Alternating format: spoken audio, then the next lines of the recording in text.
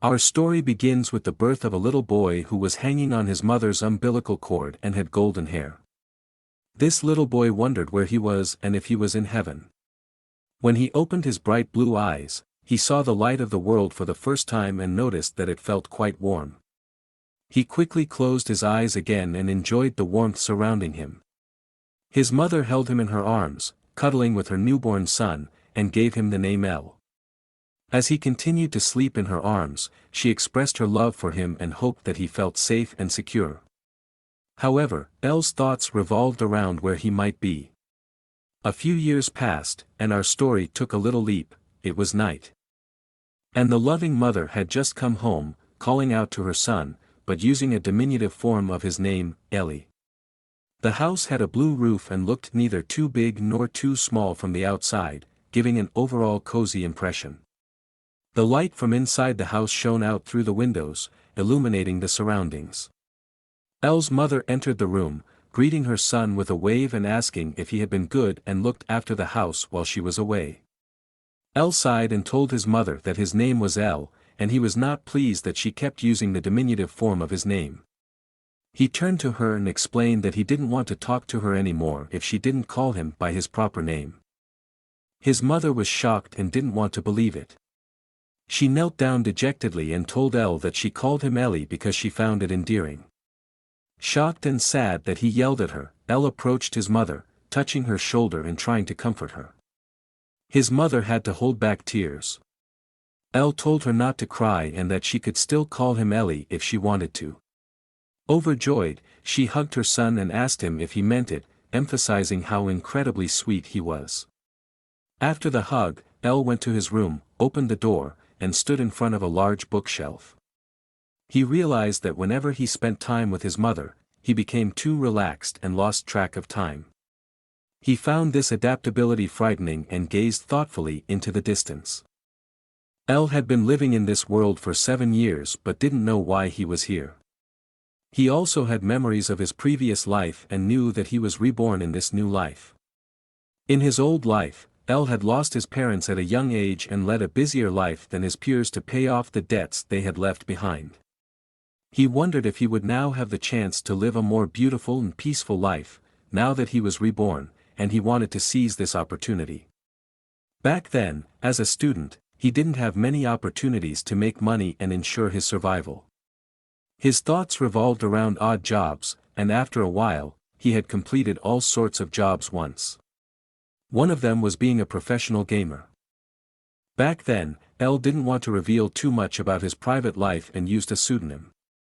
By winning prize money, he could easily earn some money, and he realized that this was also his best way to make money.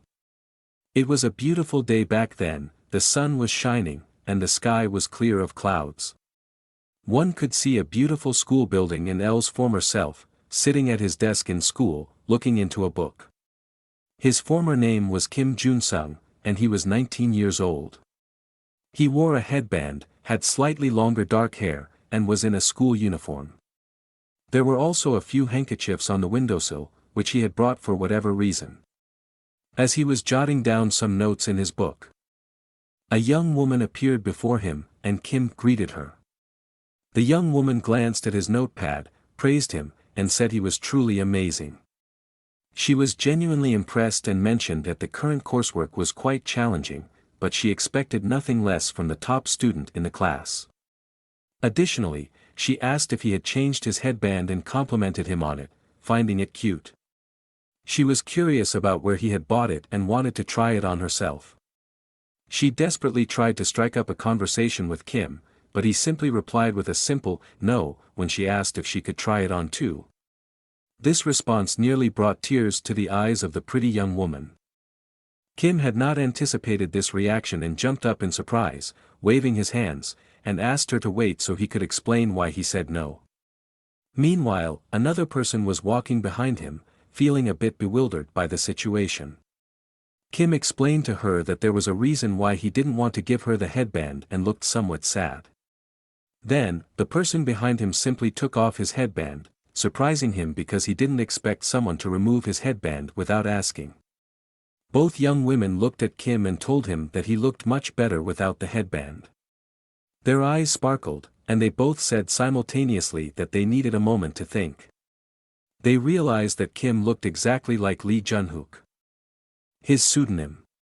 While Kim tried to rearrange his hair slightly to maybe get out of this situation, one of the women turned back to the class and asked another girl if she was right, seeking confirmation. But the girl said that he didn't really look like his pro-gamer pseudonym, while one of his male classmates noticed a resemblance. The pretty redhead classmate who had just claimed he didn't look similar then mentioned that she had the same glasses as his pro-gamer pseudonym and asked him to try them on to compare better. Kim did this, and his classmates told him that he couldn't lie to his fans' eyes, and they realized that he and his pseudonym looked remarkably alike. His classmates were astonished and couldn't believe it. Some girls cheered, and a few male classmates recognized that they not only looked similar but were one and the same person, which naturally led to loud chatter in the class. The hearts of his female fans raced with excitement. They could hardly believe that they attended the same school and class as their idol and were surprised to discover that Lee Junhook was hiding behind the persona of Kim Jun-sung.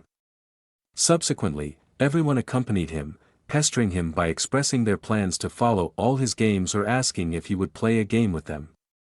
Exhausted, he went to the school rooftop, seeking some peace from the classmates who had gotten on his nerves since they discovered his true identity. He sat down and pondered that he had actually wanted a quiet life and hadn't intended to make his pro-gamer career so public. The reason he wanted to keep his identity secret and become a pro-gamer with a pseudonym was that he wanted to save money quickly and didn't want too much attention. Suddenly, Shoes appeared in front of him, and his classmate with yellow hair stood before him, apologizing and saying that it was all her fault, and she hadn't expected the situation with his headband to escalate like that. Kim reassured her that everything was okay and she shouldn't blame herself but rather Mitsuchiller and Mage, who had set the whole event in motion. His classmate asked for something else besides the apology and requested a romantic date with him. Kim was already looking forward to the meal and thought that his life would finally take a turn for the better. He imagined the delicious food in his mind. However, in the end, it was futile, and he got hit by a truck. He had fought so hard to survive and lead a happy life and couldn't have foreseen that it would end in such a tragic way. At the end of his life, one thing came to his mind: in his next life, he wanted to be reborn as a wealthy person and lead a happy life. He wondered if his desperate plea had been heard. Not long after his birth, he realized he was reborn in a new world. At the age of 4, L read the books he found in the library and learned that he was born into a world with a feudal system similar to the Middle Ages, where there were ranks, classes, and noble titles.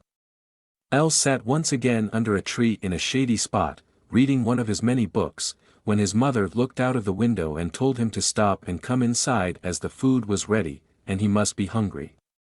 It was another sunny day, and the sun shone on their cozy house. L was fascinated that this world had magicians who could use magic, knights who mastered aura, and priests who wielded the power of divine magic. There were so many fascinating things to discover in this world. However, L believed that the best part of this world in his current life was having a loving mother who cared for him. Moreover, he knew that his mother was a magician who had reached the 3rd level of magic at a young age.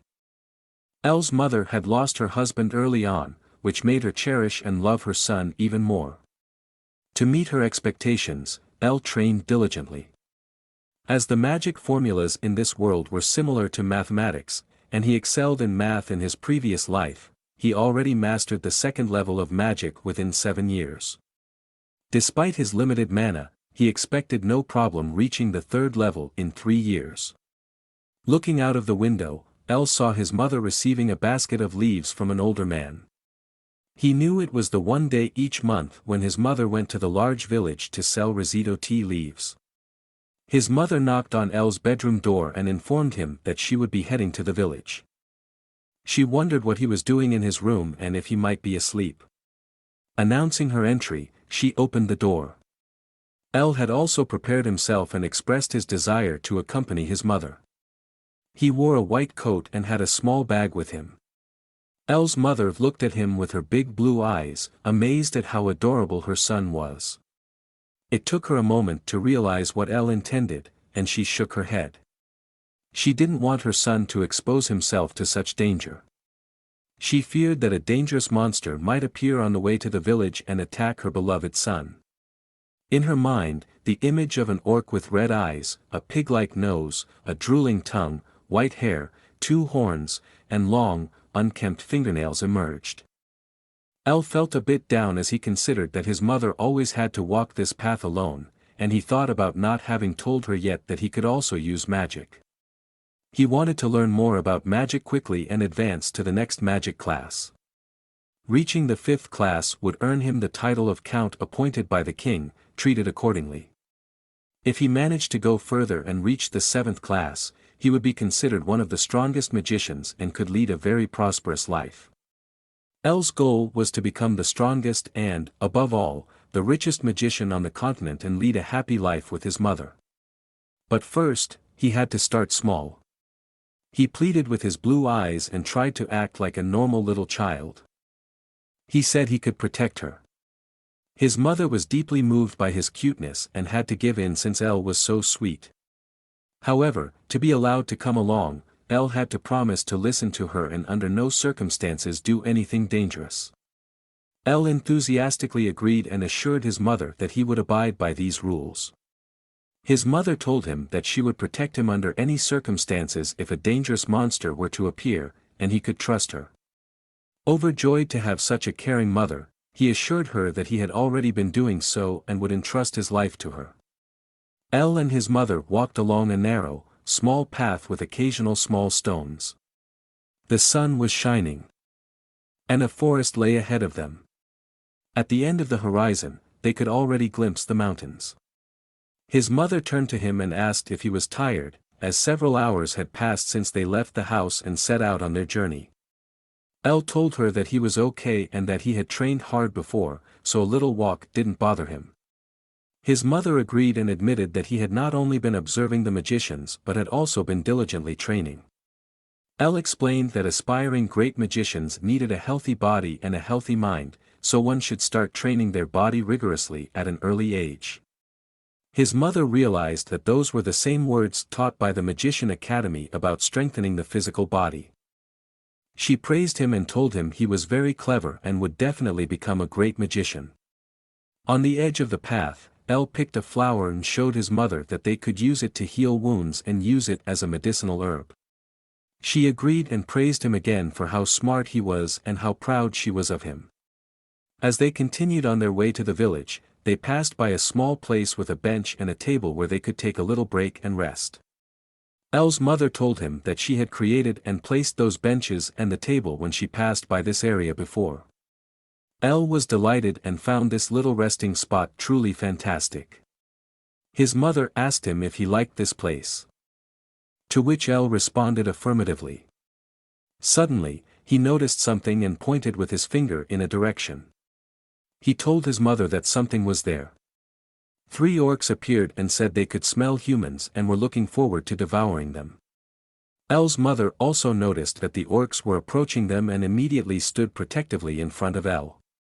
She was somewhat shocked that 3 orcs were coming towards them at once. She worried that her son might be overwhelmed and frightened during this first encounter and could potentially be traumatized by it. The orcs stood directly in front of Elle and his mother, pointing at them. They were already eager for their meal and were hungry as they hadn't eaten for a while. One of them prepared for a fight and twirled his weapon around, creating a small gust of wind. Elle's mother recoiled slightly and quickly turned to Elle, intending to eliminate the orcs swiftly as she feared Elle might panic. However, Elle stood calmly beside her and fearlessly asked if what they were seeing was an orc, comparing them to pigs. The orcs were not pleased. Instead, they were angry and somewhat bewildered, just like Elle's mother, who noticed that he remained remarkably calm given the situation. The orcs grew even angrier and screamed through the forest, claiming that they did not look like pigs. In response, Elle's mother focused on the fight, extending her hands forward and channeling some mana in them, creating a small flame that quickly grew larger. She agreed with Elle that there was no reason to be afraid and promised him that the orcs would not come near them. The flame continued to grow, forming into a large fireball. El's mother looked confident and strong, calling forth her magic, saying, "Fireball." El was quite amazed when he saw his mother's magic and realized that this fireball spell was a class 3 magic. The fireball grew larger and flew towards the orcs, engulfing them in flames. El's mother couldn't help but laugh when he repeated his son's words about the orcs looking like green pigs. The orcs lay on the ground in pain, realizing that the fire magic was quite terrifying, and they better run away. And so, they promptly fled, running for their lives. El was astonished and praised his mother for being strong and cool. She wanted to hear more compliments from him and asked him to say it again since she didn't quite understand him earlier. He repeated once more that she was a cool and amazing magician. His mother was very happy to receive such a nice compliment and felt a bit embarrassed. While his mother set the food on the wooden table, they continued their well-deserved break. She asked El why he wasn't afraid of the orcs. He explained that they looked like green pigs, and he had no reason to be afraid as they appeared quite funny. His mother explained that the orcs ran away because of the fire magic and their fear of it. She also warned him that there were even scarier monsters out there, so he should continue to be cautious as they moved forward. El listened attentively to his mother's advice but also enjoyed a delicious sandwich she had prepared for him before they left. She also informed him that there might be trolls nearby, known for their great regenerative abilities, making them difficult to defeat. Besides trolls, there were also ogres, rumored to be as strong and sturdy as castle walls. El asked his mother if she could easily defeat these types of monsters, and she confidently confirmed. She provided El with more information, such as the value of troll blood as a valuable potion ingredient due to its regenerative properties. As for ogres, their leather was highly valuable but challenging to obtain due to their strength. El's mind started to picture the potential earnings he could make from these materials. His mother cautioned that these monsters were rare and not easily found. But he should still be cautious. El, still enthusiastic about the money he could potentially earn, assured his mother that he would be careful. She touched her son's nose with a finger and playfully booped it, assuring him that she would always protect him, and he didn't need to be afraid because she would be there for him. She mentioned that their destination was a city called Bangkok, and it would take about 3 more days to get there. She tucked a strand of hair behind her ear and asked if he could hold out that long. El confidently said he could indeed endure it and that she shouldn't worry because he was strong. His mother praised him and thought he was cool. So, the two of them continued on their way towards Bangkok. During the night, they made a small fire and told each other stories. During the day, they leaped over obstacles like logs, stones, and rivers, enjoying their mother-son time together. The 3 days passed quickly, and as the sun rose over the mountains on the horizon, they could already see the city of Bangkok from a hill. El and his mother looked down from the hill at the city, and El was glad to have finally arrived. He gazed at the place where he wanted to take his first steps towards becoming a prosperous person. Excitedly, he looked down and beamed with happiness alongside his mother. Together, they entered the city, and for the first time, El felt as if he had been reborn into a different world. In front of him was a small, majestic fountain, and a little further ahead of the fountain stood a larger, round building with white and blue accents and a horse as its emblem. People were bustling all around the city, also appearing genuinely content. El looked around with excitement and couldn't stop marveling at everything. His mother reminded him to look straight ahead while walking and led him in the direction they needed to go.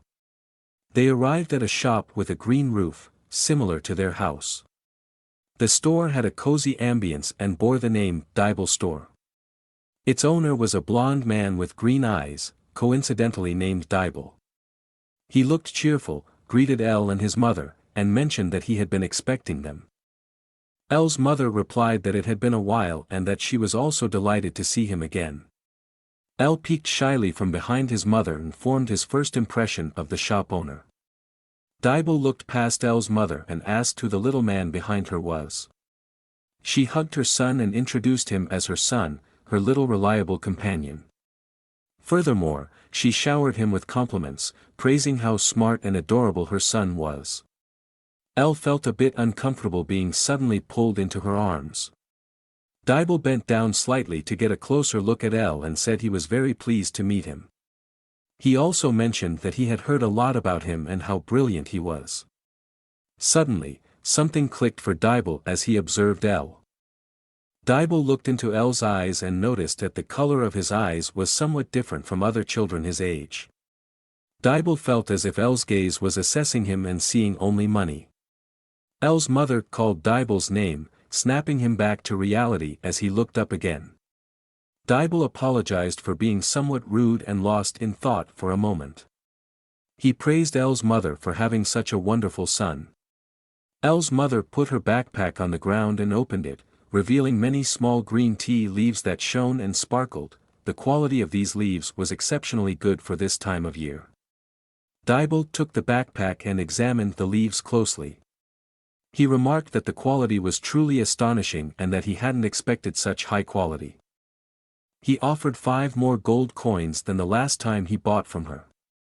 He also mentioned that currently, nobody else could sell such high-quality leaves as hardly anyone could achieve this level of excellence. Elle's mother admitted that she actually had no idea about tea leaves but thanked Dibble for his generosity. While Elle enthusiastically examined the books in Dibble's store, Dibble explained to his mother that nowadays he was more profitable thanks to her. He emphasized that they both benefited from each other and she need not worry if he paid her a little more sometimes. Elle picked up a book and pretended to read it but continued to observe the interaction between Dibble and his mother. He noticed that Dibble knew exactly how to assess the products he purchased and how to speak with his customers to build a good rapport with them.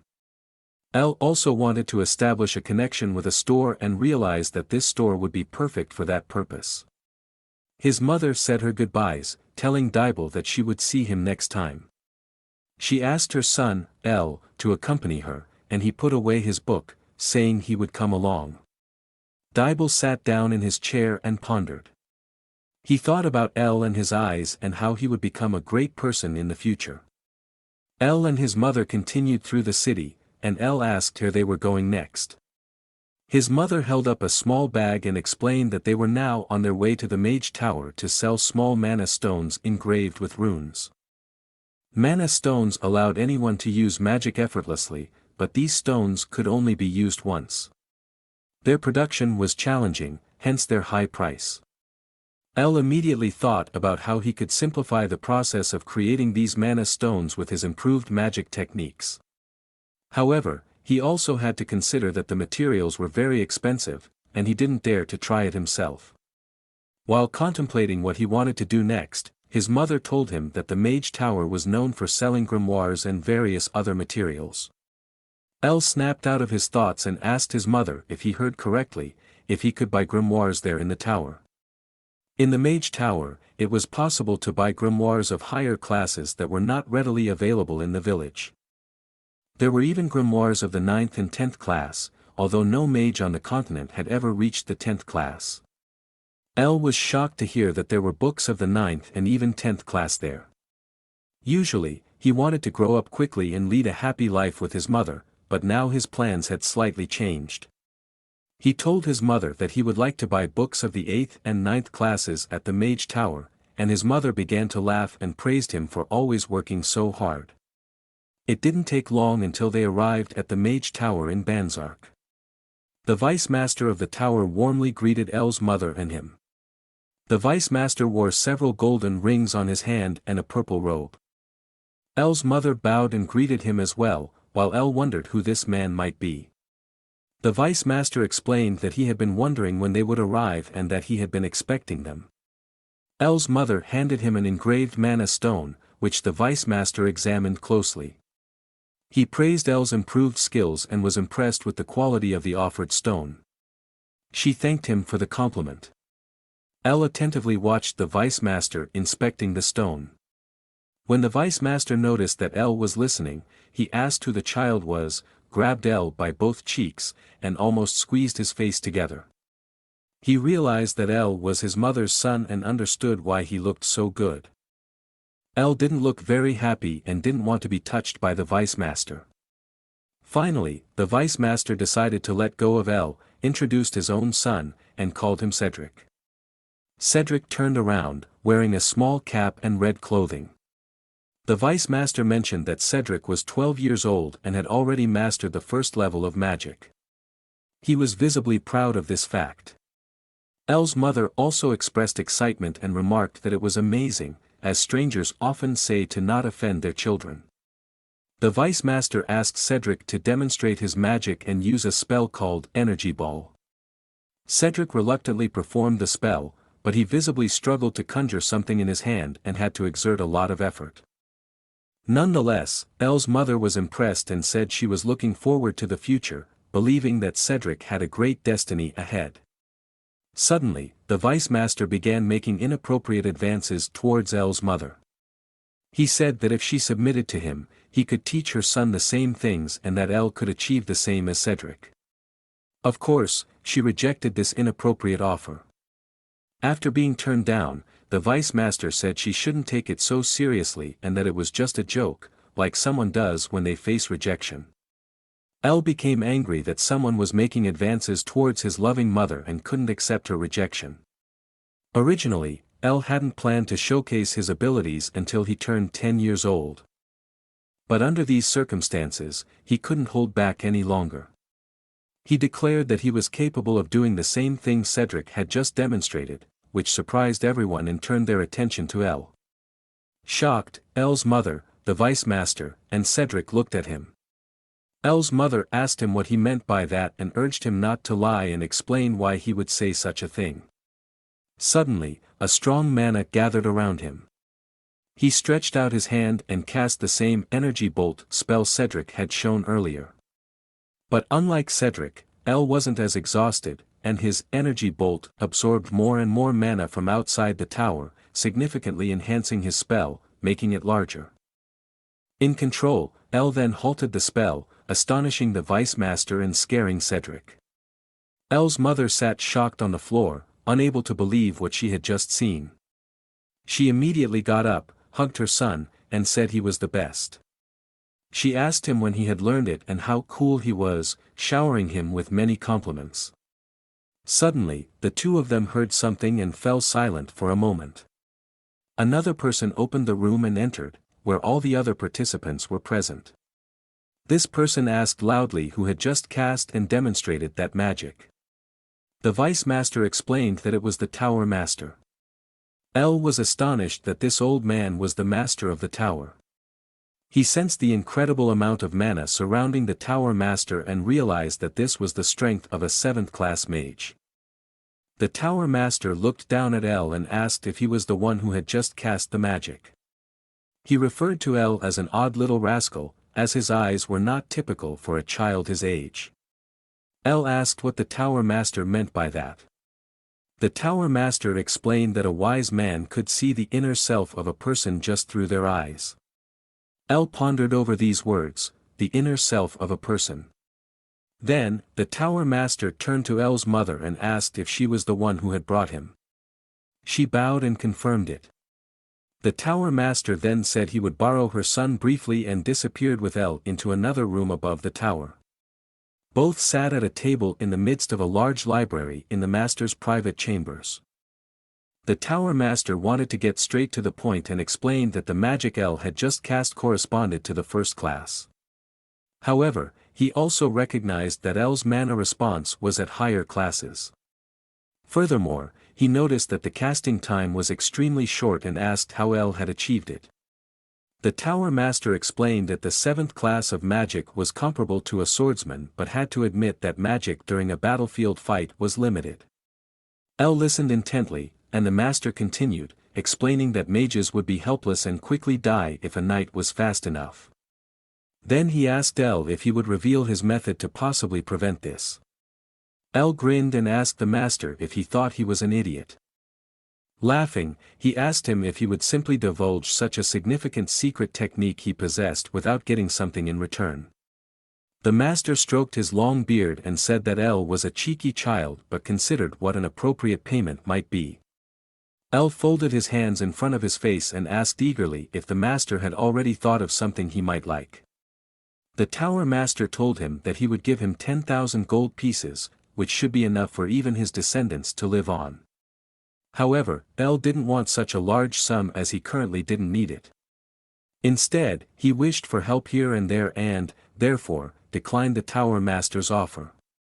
He said that he would prefer books of the 8th and 9th class and also a few mana stones, as that would be sufficient for him.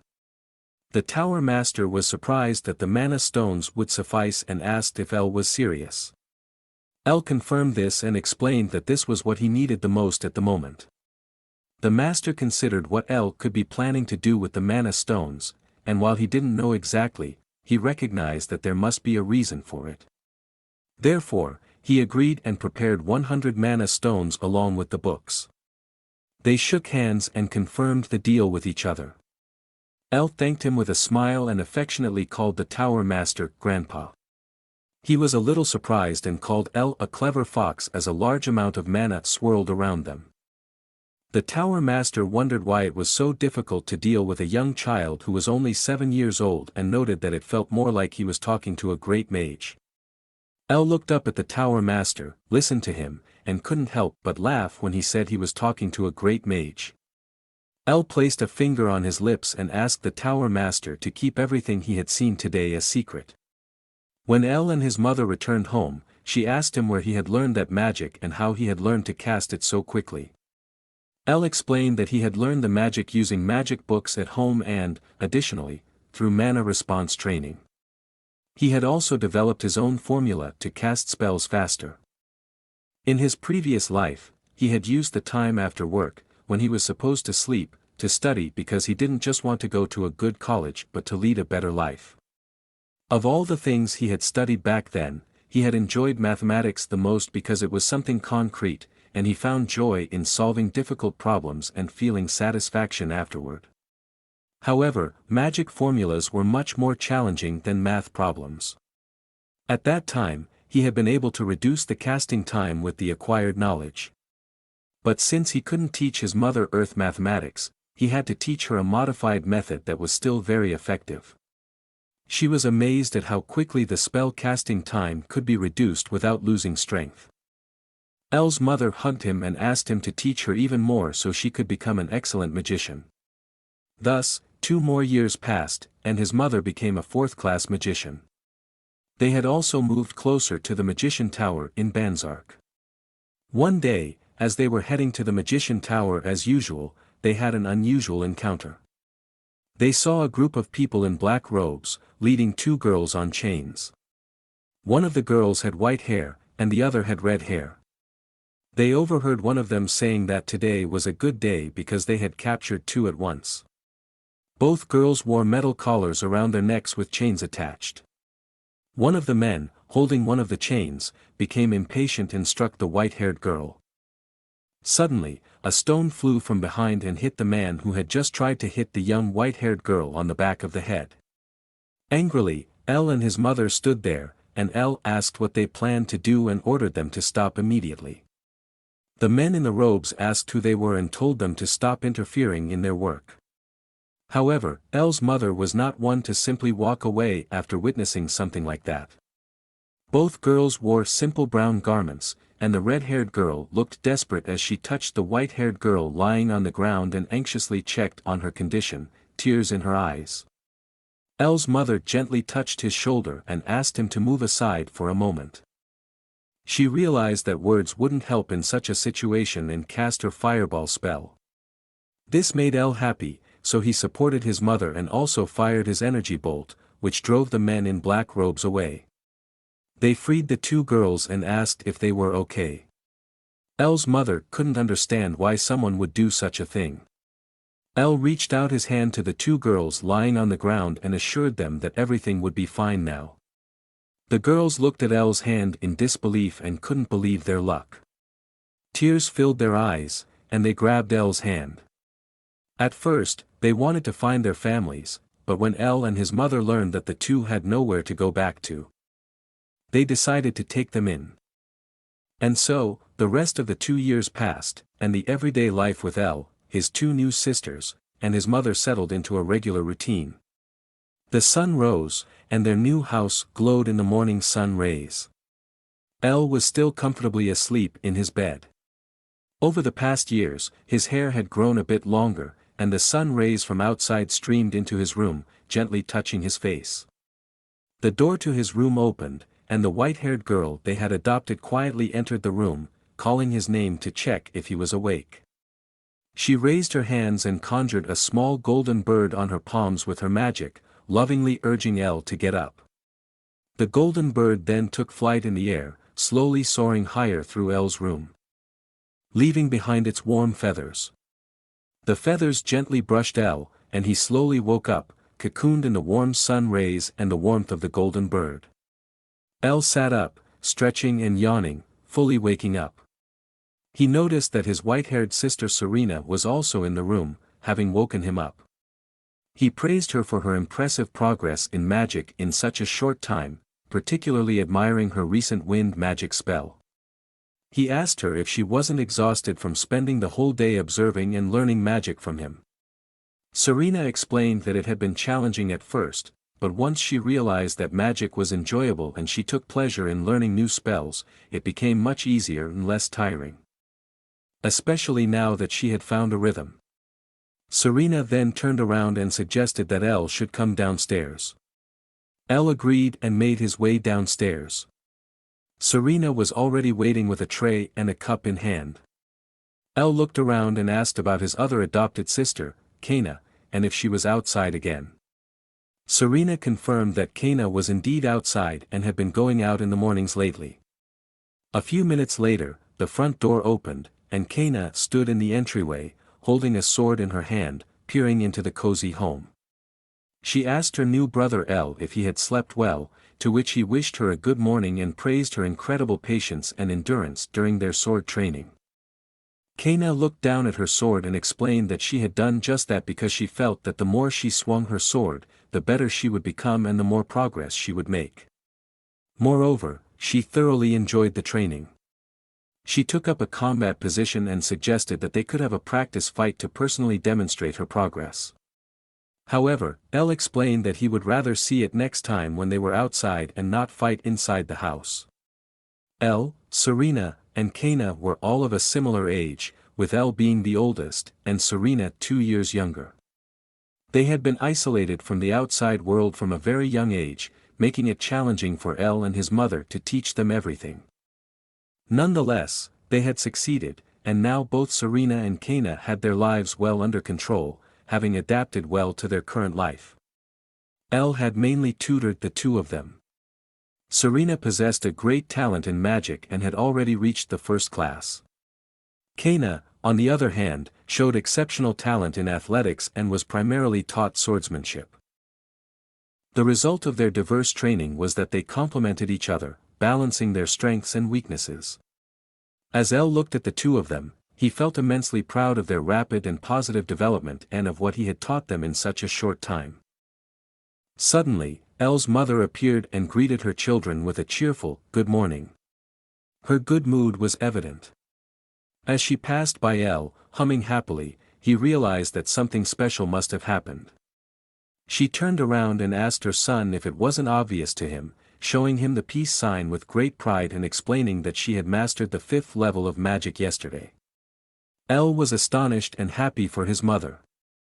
And Serena and Kana also congratulated their new mother, addressing her directly as "Mother." El's mother was deeply moved by this and thanked everyone for their well wishes. El contemplated how to appropriately celebrate this event, and all three women looked at him inquisitively. However, he already had an idea and turned around. The evening gradually approached its end, and the sunset bathed the entire city of Bangkok in a beautiful violet light. Even the Mage Tower glowed in the lilac brilliance of the sunset. The old tower master was astonished by El's appearance and how much he had grown in the last 2 years. He noticed that it had been impolite and made him appear unsympathetic that El had only reappeared now. While El's mother and sisters were still climbing through a portal, El explained that he had come personally to him for this reason. He also asked the Tower Master if it was true that he had defeated a Sword Master in combat, and he realized that the Tower Master was continually becoming stronger. The Tower Master confirmed this and invited El and his companions to take a seat at the table. El took one of the chairs, while his mother stood behind him and asked her own son why they were suddenly going to the Mage Tower and if there was a reason for it. The Tower Master was also curious and asked El why he had come so unexpectedly. El explained that he wanted to show his new innovation and poured a few red magic stones from his bag onto the table, each of which had a small magical inscription. The Tower Master took one of these stones, which at first glance looked like ordinary mana stones, but he recognized that they were actually magic stones, one of the most challenging things to find on the entire continent. Furthermore, he realized that this meant that El was the inventor of these stones. A magic stone held almost as much mana as a high-ranking mana stone. However, the difference lay in the fact that these magic stones could be easily recharged within 3 days after being used once, and they could be used 10 times. In contrast, conventional mana stones had to wait for several years before they could be used again. The Tower Master also explained that many people from other Mage Towers were sent, which had resulted in recent reports of unusual individuals lurking around El's new house. El's mother asked her son if it was true, to which he confirmed that it was, but fortunately, those people hadn't dared to take further action. Additionally, El thought that these stones would also interest the Tower Master. The Tower Master's eyes widened briefly, but then he realized that El was still a child, even though he behaved like an adult, and he asked what El wanted. El raised his hand and said that he had 4 things he wanted in exchange for handing over the production and sales rights of the magic stones to the Mage Tower. Firstly, he wanted to ensure the safety of him and his family. This would be easy since other Majorterm would learn that this tower held the rights, causing those people lurking around their house to simply give up and disappear. The Tower Master agreed and recognized that he was probably right. Secondly, El wanted sword and magic books, thinking about his 2 sisters and how excellent they were and how they needed new books. The Tower Master also agreed to this and told them that he had countless books, so they could take whatever they wanted. He asked what other conditions El had in mind. El told him that he wanted the Tower Master to show him a good inn, which puzzled the Tower Master. El explained that his mother had reached the 5th level of magic, and he wanted to celebrate that. The fact that El wanted to see a good inn and gave up one of the conditions he could have had for the magic stones astonished his family. Furthermore, he expressed his wish to have a luxurious vacation with his family, without anyone else accompanying them. His mother was moved to tears and embraced him, calling him such a good son and thanking him. His sisters also joined in the hug, and El realized that he wanted to protect this place, whatever might happen.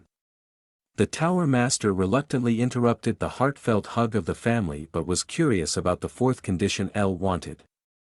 El became more serious and squinted his eyes. He said that he wanted a book that contained instructions to create a golem, essentially a golem-making book. The Tower Master repeated El's words, shocked, and asked him why he would need a golem and if he didn't know that even with a blueprint, he couldn't create one. El just chuckled at these 2 questions and said that he was merely interested. In reality, he had a different purpose for needing a golem. For more years passed. The moon shone in the sky, and it was another clear, starry night. 2 male figures stood in front of El's house, knowing that it belonged to the inventor of the magic stones. They explored the surroundings and discovered that there were no magic traps set around the house. They thought that the residents of this house in the city of Bangkok, along with their magic tower, were perhaps too trusting and had neglected their defenses. They hid behind a narrow hedge and discussed their further plans. One of the men initially believed that the mission would be difficult, as they were supposed to capture the inhabitants alive and unharmed. However, now that they had observed no defensive spells, he thought it would be a straightforward task. The other man asked what would happen if the residents resisted. In response, his comrade drew his sword, making it clear that it wouldn't end well in such a case. He stated that he would kill them all like assassins, regardless of the mission's objective, and his face bore an intense warning expression. Suddenly, El appeared before them, stating that it was a good idea, leaving the two observers shocked. Before they could react, they noticed something behind them and turned around. They saw several armored golems already surrounding them. Panicked, one of the attackers jumped up and screamed, attacking one of the golems with his sword. The golem remained unfazed, and the sword shattered into smaller pieces upon impact. The man looked down at his broken blade, realizing he was in a hopeless situation. His friend also observed the failed attack and recognized the dire circumstances. In desperation, one of the attackers fell to his knees, and both wondered how such an overwhelming defense force in the form of these combat golems could be standing in their way. The golems took care of the attackers, removing their bodies from the house. El praised the golems for their performance and watched as one of them carried the bodies away. He then turned to the other two and realized that his golems, even in their unfinished state, were relatively strong and agile. He briefly remembered when he had requested the golem-making book from the Tower Master in the past, retreating to the workshop to focus entirely on golem production. He also recognized that these golems were more suitable for defense and could already handle individual tasks well, but seeing the blood on the floor made him aware that they were still a bit far from perfection. El raised his hand and performed some magic, creating a blue magic circle around him, lifting and vanishing the blood on the floor. He shook his hand slightly, stating that it should be enough, as he didn't want his mother or his sisters to notice anything. His sister was busy preparing some eggs in the pan, getting breakfast ready. She greeted El, who thanked her for making breakfast. As El leaned on the counter, Serena said it was no problem and that she enjoyed cooking. Kana also greeted them, and both El and Serena turned to look at her. They greeted her too and asked if she had just returned from training. Kana, just like 4 years ago, got ready for a fight, grasping her sword and asking if El wanted to see her progress. He said he would like to see it later, but it wasn't the right time now. El was glad that both of them hadn't changed over the years, but he looked around, wondering where his mother was. Suddenly, he and Serena noticed something. El's mother lifted a small flame in one of her hands and then raised another hand, transforming the small flame into a larger fireball. She realized the fire was getting out of control and tried to regain control before it disappeared. However, she couldn't manage it, and the fireball returned to its initial small flame, causing her to fall to the ground from exhaustion. Suddenly, El's mother heard El's voice, and she was somewhat surprised by where it was coming from. She looked up and recognized her children standing before her, informing her that breakfast was ready and that they wanted to have breakfast together. El's mother apologized and said she wanted to do some more training first. However, El told her that, despite the training, she needed to pay attention to eating properly to become stronger and avoid overworking herself. He also praised her, saying she was incredible. However, El's mother disagreed, stating it wasn't true and expressing her desire to quickly rise to the level of a 6th-class mage. When El told her she didn't have to work so hard, she turned around, interrupted him, and tearfully insisted that she had to. El was shocked and wondered why his mother suddenly acted this way. He realized that his mother wasn't behaving normally and wondered if something had happened. He recalled a technique he had used in his previous life to increase his focus. Although he had intended to keep it hidden from his mother and sisters, he realized he couldn't do so any longer. He told his family, who looked puzzled, that he would show them the hypogastric breathing technique. El explained the hypogastric breathing technique to his family, instructing them to concentrate on a pressure point a few inches below their navel. They were to inhale through their nose and exhale all the air in their body through their mouth. By mastering this technique, they could gather their energy at a single point and increase their strength. The 3 women tried the technique immediately, synchronizing their breathing. Serena turned red and had to stop first, saying she couldn't breathe under these circumstances. El advised her not to overdo it and take it slowly by breathing calmly and steadily. Kana followed next but also had to give up. holding her stomach and saying her abdominal muscles were cramping permanently. Elle corrected her mistake, stating that she was breathing too forcefully and using too much force. Both of them lay exhausted on the floor after completing the breathing training. Serena said that she usually didn't pay much attention to her breathing and admitted that this method was very challenging to learn. Kana agreed with her, stating that the human body and its techniques were a mystery to her, and this technique was also difficult to master. Elle's mother was still standing there, breathing calmly in and out. A bright blue manna surrounded her. Elle, Serena, and Kana looked at their mother in astonishment, fascinated that she still had an incredible focus. Elle realized that nearby mana was gathering around his mother, and she felt her senses improving. She, too, could feel the mana slowly enveloping her, and her magic kept growing stronger. It was something she had never felt before. Suddenly, she thought about how her son, Elle, had discovered and developed all of this on his own, without the help of others. It reaffirmed her belief that he was a genius. That's why she wanted to become stronger, to create a better environment for Elle and return to a specific place that looked like a large, beautiful estate. Elle's mother suddenly opened her eyes, and the mana now gathered even more around her. It flowed slowly into her body, giving her an incredible strength unlike before. She raised her hand again and tried once more. This time, she started with a small flame, but it was much more powerful than her first attempt. She intensified the flame and effortlessly controlled a massive fireball with just one hand.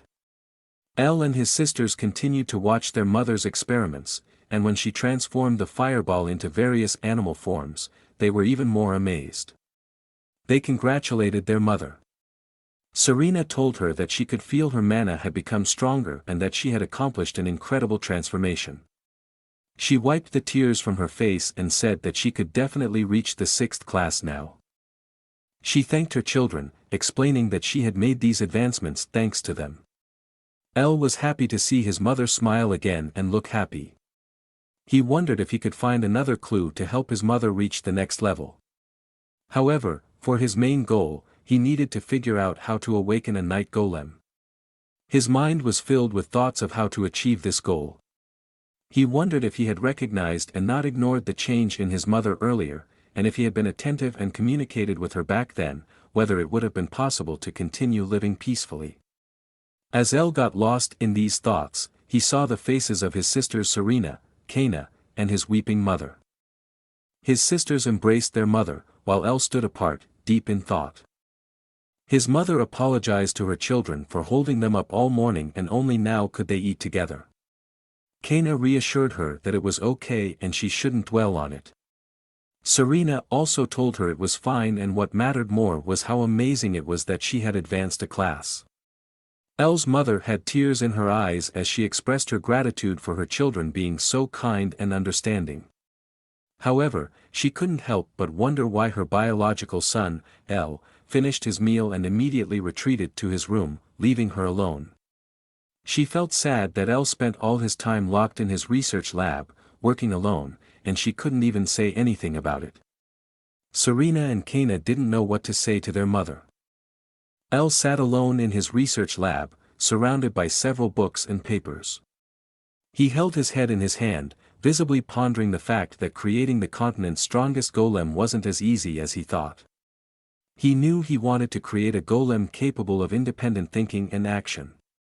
To do this, he needed to create an ego, but that wasn't an easy task. Thought magic was on the 8th level of a mage's skill, and it was known to be one of the most challenging magic arts. Elle lay back on the floor and held a book in his hand. He understood the knowledge theoretically but couldn't apply it practically, even though he was now a 6th class mage. He wondered if it would work once he reached the 7th class. But he knew that wouldn't happen anytime soon. If he couldn't attain the enlightenment of the 7th class, he couldn't master it either. So he asked himself how he could achieve this enlightenment. He remembered when his mother had used hypogastric breath for the first time and created a fireball from it.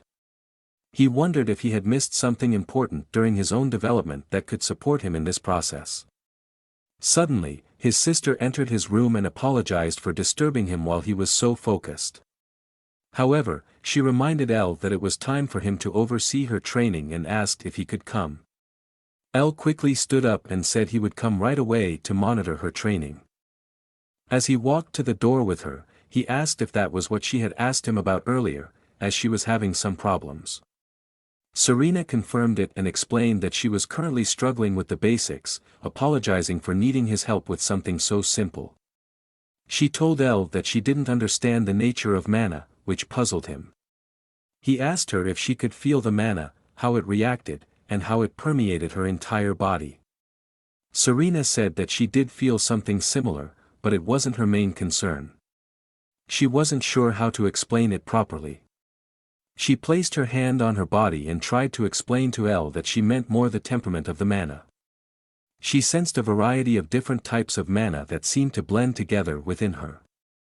And she couldn't decipher their differences, let alone their powers and characteristics. She wondered if Elle could possibly help her understand what she was feeling. Elle was amazed as he listened to his sister's description.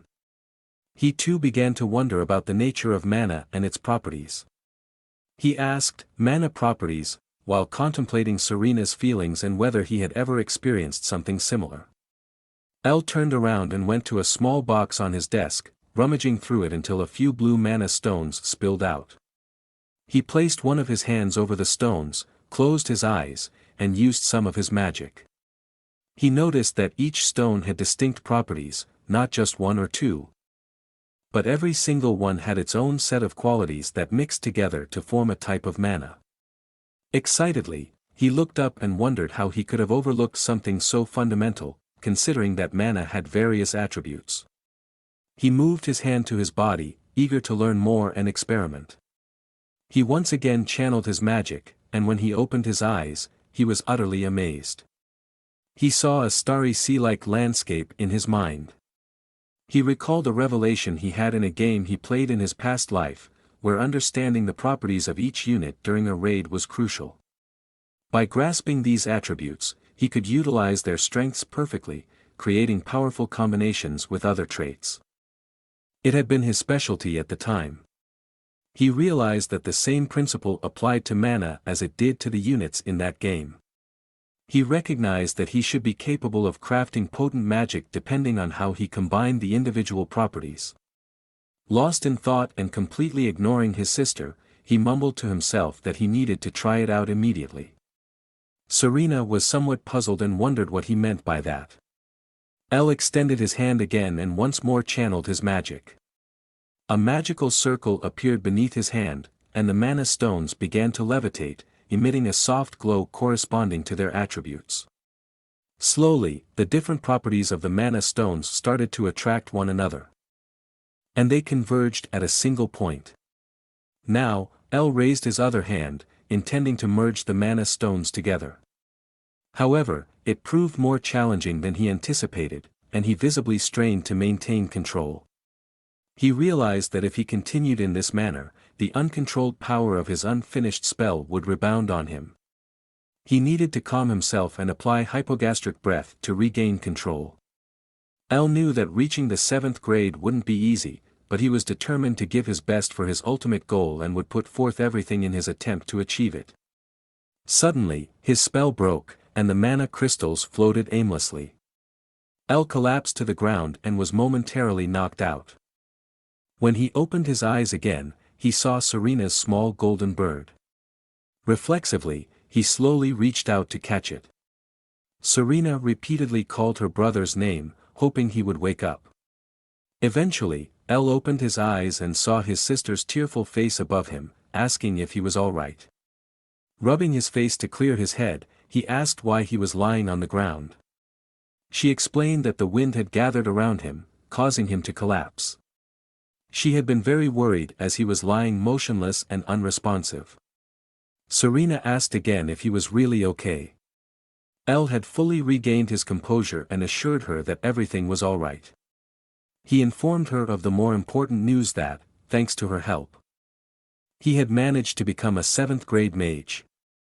Only because she made him aware of feeling different types of mana, he was able to combine them to fill in the missing piece. El thanked his sister. Serena looked at her brother with fascination, unable to believe that his class had increased because of her seemingly trivial question. She had to admit that her brother was truly remarkable and worked very hard. El already had the next book in hand and was reading again. Serena approached him once more, curious about what level of magic he had mastered. As she looked into his eyes, she felt a magical power from him that was even greater than their mother's. El asked her to keep it as a secret and not tell anyone about what she could feel, without revealing the exact class. Serena understood that it must be about a pretty high class, which astonished her even more. Now that El had reached the 7th grade, he knew he could proceed with his plans to create a golem that could think and act independently. He was now much closer to achieving his goal of creating the strongest night golem on the continent. El's mother sat on a small rock on the hill in front of their house, looking down at her home. She brushed a strand of hair from her face and realized it was a beautiful and peaceful spot where they had spent some lovely times together. However, she couldn't help but think that they might have to leave this place soon. She held a small pendant in her hand and looked at a picture inside it. With tears in her eyes, she addressed the image of her husband, Rian, in the locket, asking him to continue watching over their son, El, as he would soon turn 17, and she had to make a decision for him. Fully focused, El was carefully portioning something, sprinkling smaller particles from his hand. Serena watched the whole spectacle, holding her breath in anticipation. She was also curious to see if El could execute his plan perfectly. Suddenly, he called out that he was done and proudly presented his perfectly salted soup, simmering away in a black pot. The steam rose beautifully, and its aroma spread evenly and gently throughout the room. Serena expressed her excitement, saying that the soup El had cooked looked really good, and she couldn't wait to try it. Serena, Kana, and El's mother sat at their table, enjoying the soup El had prepared for them, with El's seat being the only one empty.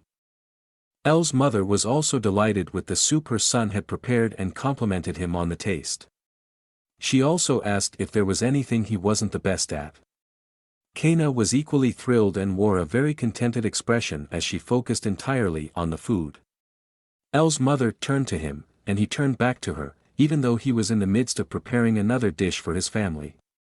His mother told him that she actually wanted to cook something for him on his 17th birthday. El, still preparing his dish, replied that it was okay. He really enjoyed cooking and had fun doing it. In his previous life, he had to take care of himself and cook alone for 10 years, so it was a change of pace to cook for someone else, which could be enjoyable at times. Besides, it made his loving mother very happy, which was another reason why he did it. He looked genuinely happy as he told his family that the new dish was ready, and they should try it. It was fried rice with egg, beautifully presented.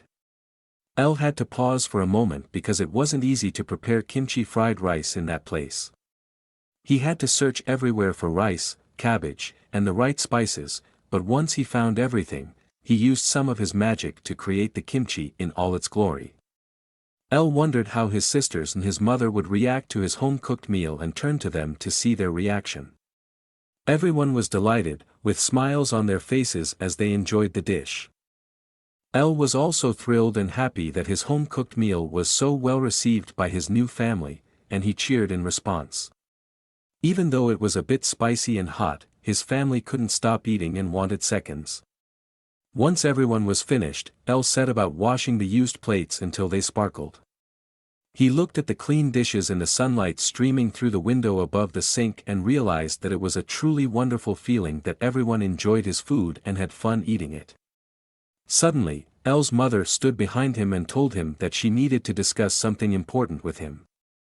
El turned around, shocked, and noticed that his mother had a serious expression. He wondered what it could be that she wanted from him. He said he would listen to her and followed her into her room. El stood by the window while his mother sat on a chair. The atmosphere in the room was heavy, not as cheerful and affectionate as usual in their house. El looked up, wondering why his mother wasn't saying anything. He wondered if it was about a difficult topic and she needed time to gather herself before addressing it. He gazed at his sad, silent mother, and a thought crossed his mind that she might know about something he had done back then and wouldn't approve of it. However, he quickly dismissed the idea, knowing that couldn't be the case. El's mother clenched her fists and confessed that she had been keeping something hidden from him. She continued, revealing that it was about her past and his father. Now that he was old enough, she wanted to tell him the whole truth. With courage, she explained that she was actually the daughter of the Marquis Einhart family from the Bliard Kingdom, and her full name was Silfer von Einhart. This news astonished El, and his facial expression showed a shocked reaction. He couldn't believe he had just heard the words, Bliard Kingdom and Einhart. Among the hundreds of nations on the continent, the Bliard Kingdom was one of the 5 strongest nations. Moreover, the Marquis Einhart family was a family of magicians that produced countless excellent mages. The head of the family, Marquis Einhart, was almost reaching the 8th grade, while his son, an expert of the 7th grade, also held power over the kingdom. El knew this family was a true elite family. El stood at the open window, looking at his mother's pendant. He had to admit that he had been wondering where she got it all this time. It was an artifact that only magicians of the 7th grade or higher could create. Moreover, all the books in this house were very difficult to obtain unless one was an aristocrat or a mage from a renowned family. El's mother continued her story, revealing that she lost her mother just 4 days after her birth and was raised by her much older brother and strict father. She also explained that she was promised to the prince of the Bliard Kingdom at the age of 7. But all she wanted was freedom, she didn't want to be restricted by anything. She just wanted to live as she had always wished. At that time, she met Rian Luvius and fell in love with him. Rian was a magician for her family, though not particularly outstanding or handsome. Still, he was someone who gave her hope and made her dream of freedom. Rian also told her back then that she should have more confidence in herself. Normally, Silfer was supposed to marry the prince once she reached the age of 16.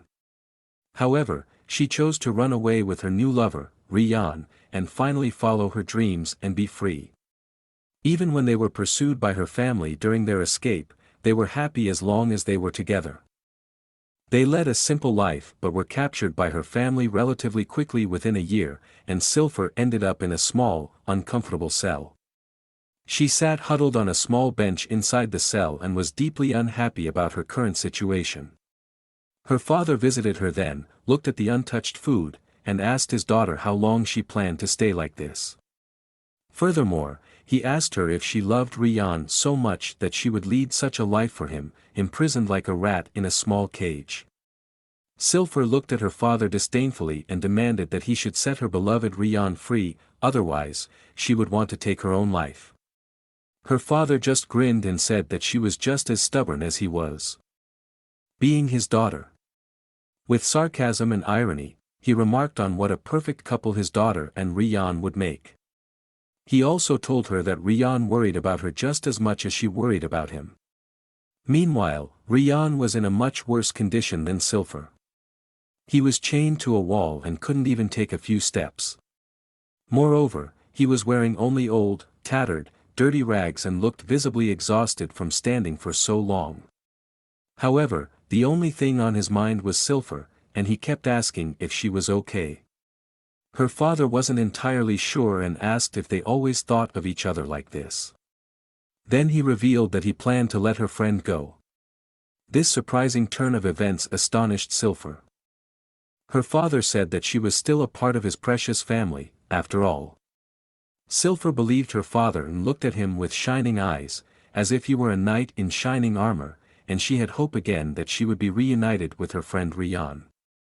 Shortly after, 2 guards brought Rian to the garden of her family's estate, and there was a touching reunion between the two. Silfer ran to her friend immediately, and they couldn't believe they were seeing each other again. Silfer apologized to him for the situation he had gotten into because of her and asked how Rian was doing. He said he was doing all right but questioned whether he heard correctly that she would stay here because of him. Rian didn't like that and remarked that it sounded like she was being held hostage. Silver put a finger to his lips, silencing him. She said that thanks to his help, she could live a free life, and even if that freedom was only temporary, she confessed that she had been truly happy with him. With tears in her eyes, she pleaded with her beloved Rian to leave this place and live a happy life because she didn't have the confidence to live in a world where he didn't exist. Rian was moved by Silver's words and looked at her affectionately. He gently placed his forehead against hers, and both of their tears ran down their cheeks, shining like stars in the night sky. Rian told her that even if they were to part, they should be forever connected no matter what happens. Suddenly, a sword swung down and beheaded Rian right in front of Silver's eyes. Completely in shock, Silver stood there and couldn't immediately comprehend what had just happened. Blood splattered everywhere, and a few drops landed on her face and clothes. Stuttering, she stood before Rian's lifeless body lying on the ground as one of the guards who had led him to the garden held his bloodied sword. Her father told her that he had kept his promise and had put Rian out of his misery, while the guard aimed his blade at Silver. He went on to say that he even showed the magnanimity to let Rian say goodbye before executing him. Such was his love for his daughter. Silver was still in shock and didn't know which way was up or down. She simply stood there. Amid her father's screams, Silver fell to the ground, covering her ears to minimize the noise, and wept for her beloved Rian. She explained that the reason for all this was that Marquis Einhart never forgave them for running away together, breaking off the engagement with the prince, and bringing shame upon the family. Elle had to process all of this and couldn't stop marveling at the revelations. With eyes wide open, he still stood by the window, looking down at his loving mother. She continued to explain that she was excommunicated from her family, but to preserve the family's reputation. Her father allowed her to live here and told her to return once she had mastered the 6th grade of magic. The warm sun shone through the small window behind Elle as he listened to his mother. She said that after Rian's death, she initially thought of ending her life here but then realized she was pregnant with his child. This shocked him once again. His mother went on to say that this was the greatest joy she had felt in a long time and that she wanted to do everything to make her beloved son happy. She wanted to give her son all the good things in the world, and that was what she wanted to live for. With a very determined look in her eyes, she told Elle that she intended to reclaim the name Einhart. Elle was once again a little surprised but didn't say a word. His mother stood up from her chair and explained that she had now mastered the 6th grade and that her family would take her back. She extended her hand to Elle and continued to explain that the Einhart family estate was the best place to learn everything about magic and that she could provide him with a better learning environment there. She asked him to come home with her. Elle didn't know what to say and was still completely in shock. It took a moment before Elle asked his mother why she wanted to go back to her terrible family. He told her that she could stay here as she was a 6th grade master of magic and could receive a title. He asked her again why she wanted to return to the Einhart family. Clearly, Elle didn't understand why she was so eager to go back to her terrible family. His mother then explained that aristocrats here in this nation were treated somewhat differently, but the Bliard Kingdom was the strongest nation on the continent, and the Einhart family was on a similar level to the royal family. Moreover, she told her son, as she clenched her fist resolutely, that she wanted to make sure he could reach his full potential and that she could provide him with the best possible environment. She looked at Elle more self-assured than ever and asked him to think about her decision. Elle had to consider it for a moment. Then calmly exhaled and said with a smile on his face that he would accompany her. This visibly pleased Elle's mother, and her face lit up as she looked at her son with her blue eyes and heard his decision to accompany her. Silver embraced her son and told him that she loved him very much, to which Elle replied that he loved her very much too. He also said that he would need to get ready to prepare his things to leave. Elle opened the door to the hallway and left his mother's room. Suddenly, he looked to his left and saw his 2 sisters, Serena and Kana, standing there. Both looked anxious and unhappy. Serena spoke with a trembling voice, apologizing that they didn't mean to eavesdrop. But they overheard something. As the midday sun shone through the hallway window, illuminating the space, Serena and her sister Kana hesitantly asked Elle what would happen to them now. Serena fought back tears as Kana tried to comfort her, gently touching her arm. Serena questioned whether they were technically still slaves, and if they went to the Einhart family, they could no longer be with them. Elle, however, wasn't concerned about that and was relieved that the issue his sisters brought up was only about this matter and not a bigger problem he had to solve on the side. He assured them that they were a family, and that meant they would be together forever. This surprised his sisters, as they had never experienced such love in their lives before.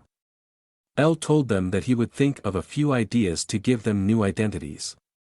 He had already come up with a couple of options, such as registering Serena and Kana as traitors or mercenaries. He told them not to worry and not to hang their heads low. This made Serena and Kana very happy, and with tears of joy in their eyes, the two sisters gratefully thanked their brother for being willing to do so much for them and that they wouldn't have to part from their loving new family. Elle told them that he needed to visit someone, and his mother shouldn't know about it. However, they should start packing their things and prepare for departure.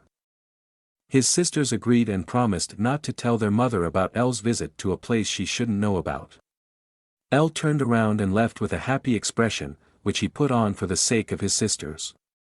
He left the house and realized that he couldn't change his mother's mind.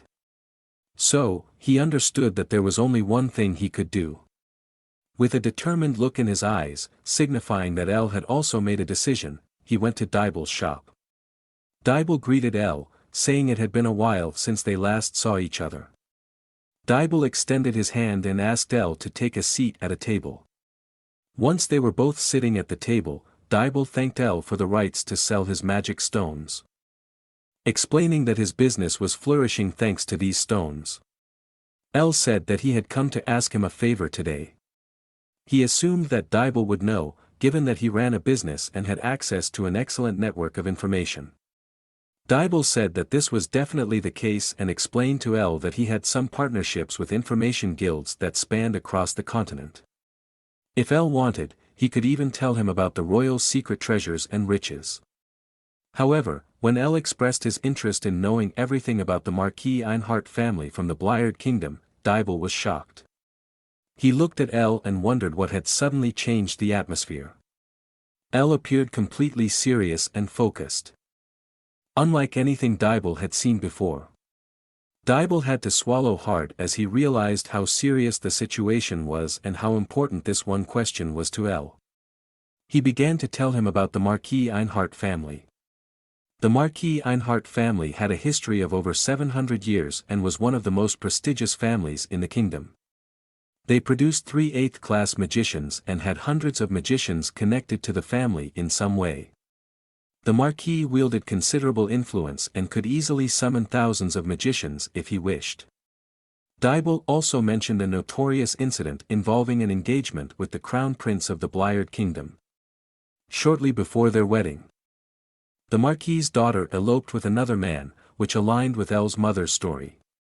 Dibel explained that originally, such a crime would have resulted in beheading, but according to his information, the Marquis and the Crown Prince forgave the daughter and her lover, earning them the respect and praise of many other aristocrats.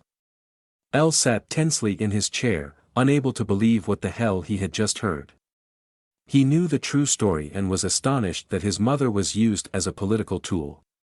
However, Dibel also mentioned rumors that the Marquis was a cold, ruthless man who would do anything to preserve and enhance his family's reputation. He advised Elle not to get involved with them. Elle stood up and told Dibel that he understood his advice and thanked him for the information. Elle realized that if they were to return to the Einhart family, they would likely take his mother back and accept her. However, he also recognized that there was a high probability his mother would be used for political purposes. Therefore, he made the decision that if this family dared to harm him or his mother in any way, he would make them pay for it. Dibel mentioned that he felt the Tower Master had been feeling somewhat lonely lately. Elle turned around, feeling somewhat puzzled, and decided to visit his old friend at the Mage Tower. The Tower Master was sitting at his desk, resting his head on his hand, contemplating that it was indeed lonely, but it was not uncommon for an old man to be forgotten at times. El stood behind him and said that was why he had come to visit him today. The Tower Master looked away, appearing somewhat offended. El then said that he had also come with a gift, piquing the old man's curiosity. El took out a few papers and explained with a smile that they were blueprints for a night golem. The Tower Master jumped up excitedly and couldn't believe what his old ears had just heard. However, El also explained that it wasn't possible to create a golem with its own consciousness, and that it would require a knight to control the golem. He also expressed his doubt that any magician could create a golem with its own consciousness. The Tower Master took the papers in his hands, pondered, and asked El if this was really the case, suggesting that he didn't entirely buy his statement. El asked what was on his mind. The Tower Master then said that he believed El had something else on his mind. El managed to dodge the question and said he was just exhausted from all his experiments, which the Tower Master believed. El was relieved that he believed the explanation, but he had to acknowledge that the Tower Master, despite his age, was sharp and had a keen perception, not easily fooled. He also told the old Tower Master that he would be leaving this place with his family soon and didn't think he would be coming back anytime soon. The Master was surprised and asked why he couldn't return. He pondered for a moment and stroked his long white beard. He put El's papers aside and said that considering El's serious demeanor, something significant must be the reason. He approached El, placed his hand on his shoulder, and told him to go ahead. He was sure that with his talent, El would be able to make a name for himself across the continent one day. He looked deep into El's eyes and assured him that he would hear news about him someday. El looked touched by his master's words and thanked him for everything he had done for him so far. He promised that he would definitely visit him again someday. With the Tower Master's last words, stating that he would be waiting for him, the two bid farewell to each other. As night approached, the moon rose over El's family house in the night sky. El found himself back in his laboratory, a few papers flying around on his table, and some magic stones in a small container. Having said goodbye to everyone he wanted to, it was time for him to make his final preparations. He stretched out his hand and used some of his magic, causing a large magical circle to appear before him. From within the circle emerged a large golem dressed in golden armor, standing before El. Despite what he had told the Tower Master, El had managed to create a golem with its own consciousness. As the golem stood before El, he called out loudly for it to awaken as the Golden Knight. A shining golden light emanated from the small opening in its helmet, and the golem bowed before its new master, greeting him with dignity. El rubbed the back of his head and realized that something wasn't quite to his satisfaction as he hadn't put his best ego into this golem. He told his golem that he would soon have a suitable task for him, but until then, he should wait and be ready for his assignment. The golem said he understood his orders and would wait for his deployment. Then, the golem stood up, turned around, and walked back through the magical circle into the interdimensional space from where he had come. Once the golem had completely passed through, the magical circle disappeared as well. The golem was the crystallized creation of all his magical knowledge, always appearing when he called for it. He hoped that he wouldn't need to see its full power anytime soon. Now that El had finished this final task as well, he was ready to leave. Meanwhile, in the very large estate of the Einhart family, the Marquis and his son were playing a game of chess. The son told his father that the investigations of the magic stones were complete. The Marquis explained that these stones had earned them a lot of money by avoiding any negative consequences for the Einhart family. The son then revealed that he had found the source of the stones and placed his chess piece on one of the squares. The Marquis destroyed the piece his son had put there and with a greedy expression said he was delighted that he had finally managed to find the source. The Marquis and his son sat across from each other, a small table with a chessboard and a small tea set in the middle. After calming down a bit, the Marquis asked his son why it had taken so long to find the source of the magic stones. He was sure he had given him this task a few years ago. His son explained that the golems that were developed to protect the stone's creator and provide security were quite powerful.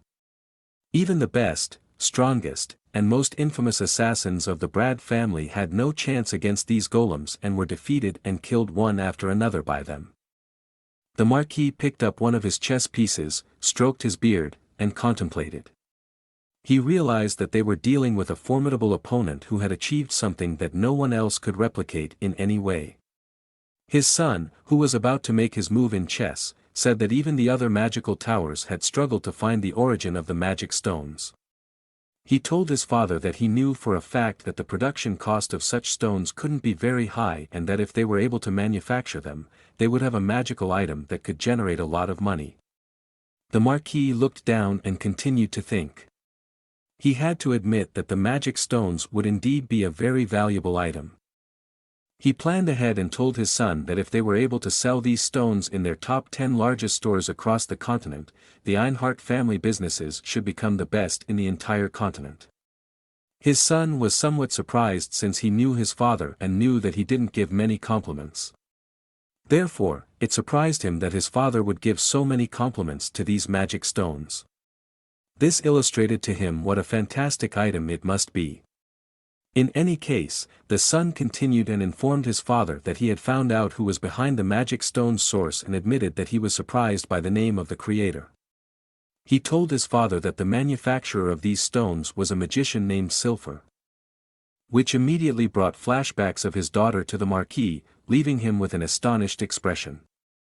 He further explained to his father that it was actually her son who officially developed the stones but also mentioned that he was only 17 years old and he didn't want to believe it for that reason. The Marquis placed the chess piece he was holding back on the chessboard and couldn't believe that his own daughter Silver should be the one who developed such a wonderful item. He immediately ordered his son to send someone to bring his daughter directly to him. The Marquis stood up, turned his back to his son, and also said that the people who would bring his daughter should present her with the condition of being readmitted to the family. And if she agreed, they would also accept her son, as the Marquis knew his daughter and considered her a useless, stubborn person. He knew that she would say yes to the condition of also accepting her son. Greedily, he only saw the red magic stones and desperately wanted to hold them in his hands. He believed that once he possessed them, he could bring the family back to the top. His son also stood up and asked his father what he intended to do about the crown prince. He said that the crown prince would surely be angry if he found out that Silver was returning. However, the father only said that they should leave him alone as long as he wasn't hostile towards them. As long as he remained peaceful. There was no reason to act against him. The Marquis contemplated that in the past, his daughter had been nothing but a useless scum to him. But now, he wanted to exploit her for his own goals, the daughter he had once discarded. Elle's mother stood in front of her house and looked back sadly. Elle told her that they were all ready to go and leave. Then, his mother turned to him and his sisters. She apologized and said she didn't know they would leave so soon. Now, as this moment had come, she noticed that her heart was getting heavier. Both Elle and his mother were sad, with a heavy atmosphere in their faces. Actually, Elle was also content not to return to such a place where terrible memories awaited his mother. Besides, he had wanted to tell her for a while that he had become a 7th-grade magician. However, he also knew that in this world, one was considered a genius if they reached the 7th grade of magic at the age of 40, and he didn't know how to explain to her that he had reached this grade at the age of 17. He didn't want his loving mother to look at him as if he were something abnormal. With his 2 sisters, Serena and Kana, in his arms, Elle's mother took step by step, moving a little further away from her house. Elle clenched his fist and felt somewhat angry, but at the same time disappointed that he couldn't tell his mother everything. He also didn't know how to handle it if his power were to be revealed in a difficult situation. Elle and his family then set off, for now, the last time, towards the nearby city of Bangkok. El's mother led the small group and explained to him and his two sisters that they were standing in front of a gate that would take them directly to the capital, Kefirmil. Cautiously, Silfer approached a man sitting in front of the gate and apologized. She said they would like to go through the gate to Kefirmil as a group of 4 and asked how much it would cost. The man, bored with his job, said it would cost 200 gold per person, totaling 800 gold. El's mother repeated the number 800 gold loudly and with surprise, which echoed throughout the building, finding it too expensive. The guard grabbed Silfer's hand and asked if she couldn't pay. Gripping tighter and telling her that usually only noble and wealthy people passed through this portal and that she should leave if she couldn't pay. When her mother was roughly handled, Kana immediately sprang into action. Before the guard could realize what was happening, Kana halted her attack just a few inches from his head. With an angry look, she warned the guard not to dare touch her family and demanded that he let her mother go immediately. This surprising reaction not only stunned El but also his sister Serena and their mother Silfer. Even the guard was taken aback by the sudden outburst but subsequently released Silfer and stepped back slightly. Suddenly, another guard appeared in the small room with the portal. Surprised by how his colleague had quickly caused a problem and started a dispute. He apologized for his colleague's behavior, acknowledging that he had been very rude. He then instructed him to leave and keep his head down. After that, he explained to El and his family that it would take half a year to walk to the Blired Kingdom, and therefore a total price of 400 gold was initially set. To their delight, he informed them that for 4 or more people going through the portal, a discount would be applied, and they would only have to pay 360 gold. El could hardly believe they almost paid 800 gold. His mother told him that she already knew the price would be around 400 gold. Subsequently, El handed the agreed price to the friendly guard, who immediately got everything ready. The guard asked El and his family if they were visiting the Royal Bliard for a vacation, to which they explained that they were moving there. The guard remarked to Silfer that she must feel safe being a part of such a reliable family, at which point everyone looked at Kana, who had just defended her family like a protective mother lion, just in a different way. After the preparations were completed, the guard asked them all to stand in the middle of the magical circle as they were about to be teleported any moment. El, his mother Silfer, Serena, and Kana gazed at the magical circle, eager to see what would happen next. A small blue beam of light descended upon them, causing them to dissolve into smaller blue sparks that rose into the air, where the blue light originated from. Together, they landed at a small location in the middle of Kefirmil, right at a teleportation gate. Upon their arrival, Serena asked if that was all, to which Kana replied that it certainly seemed so. El and his sisters marveled at the sight of a small city with a large bell tower, realizing that it must be Kefirmil. Their mother pointed to a building and said they would stay there for the day. As they approached the building's door, she explained that before they could reach the Marquis's estate, Serena and Kana needed to register as mercenaries first. Cheerfully and with a smile on her face, Silfer led her children into the building, confident that their skills would easily qualify them as high-ranking mercenaries. She urged them to unpack quickly so they could go out together and looked forward to showing her children around. Suddenly, she heard her name, and a shiver ran down her spine. Silfer turned pale and went into shock. She looked ahead and recognized Crown Prince Al-Qaid, who was passing by with his guards. With a slight smile on his lips, he expressed his delight at seeing her again. El was equally surprised to see the Crown Prince, his mother's former fiancé, in person. He knew from his conversation with Dibel that after extensive investigations, it was discovered that his father, Rion Luvius, was murdered on the Crown Prince's orders when his mother was captured after they had left her family and run away. El immediately remembered his mother's distraught face as his father died before her eyes, and the tears she shed afterward. The Crown Prince greeted Silfer, stating that she looked well, and he was relieved to see her in good health. Politely but still in shock, Silfer responded that it was true, addressing the Crown Prince as Your Highness. However, to Silfer's surprise, the Crown Prince told her to relax. He explained that they had been separated due to an unfortunate event but expressed his happiness to see her again. He then inquired about the children hiding behind her. Silver answered hesitantly that it wasn't easy to explain and searched for a way to tell him. Kaina whispered to her sister that he seemed like a gentleman, and she had imagined the crown prince to be different. However, Elle could see beyond the cheerful, nice facade and realized that the crown prince wore a mask, and his true face was much uglier than his sisters could imagine. The crown prince scrutinized Elle's mother and found that she still looked as beautiful as ever. Despite being in her 30s now, he believed she still radiated and remained the most beautiful woman in the entire Bliard kingdom, in his eyes. He was still convinced that she was the right woman for him. No matter what might have happened in the past. Greedy, he still wanted to possess her.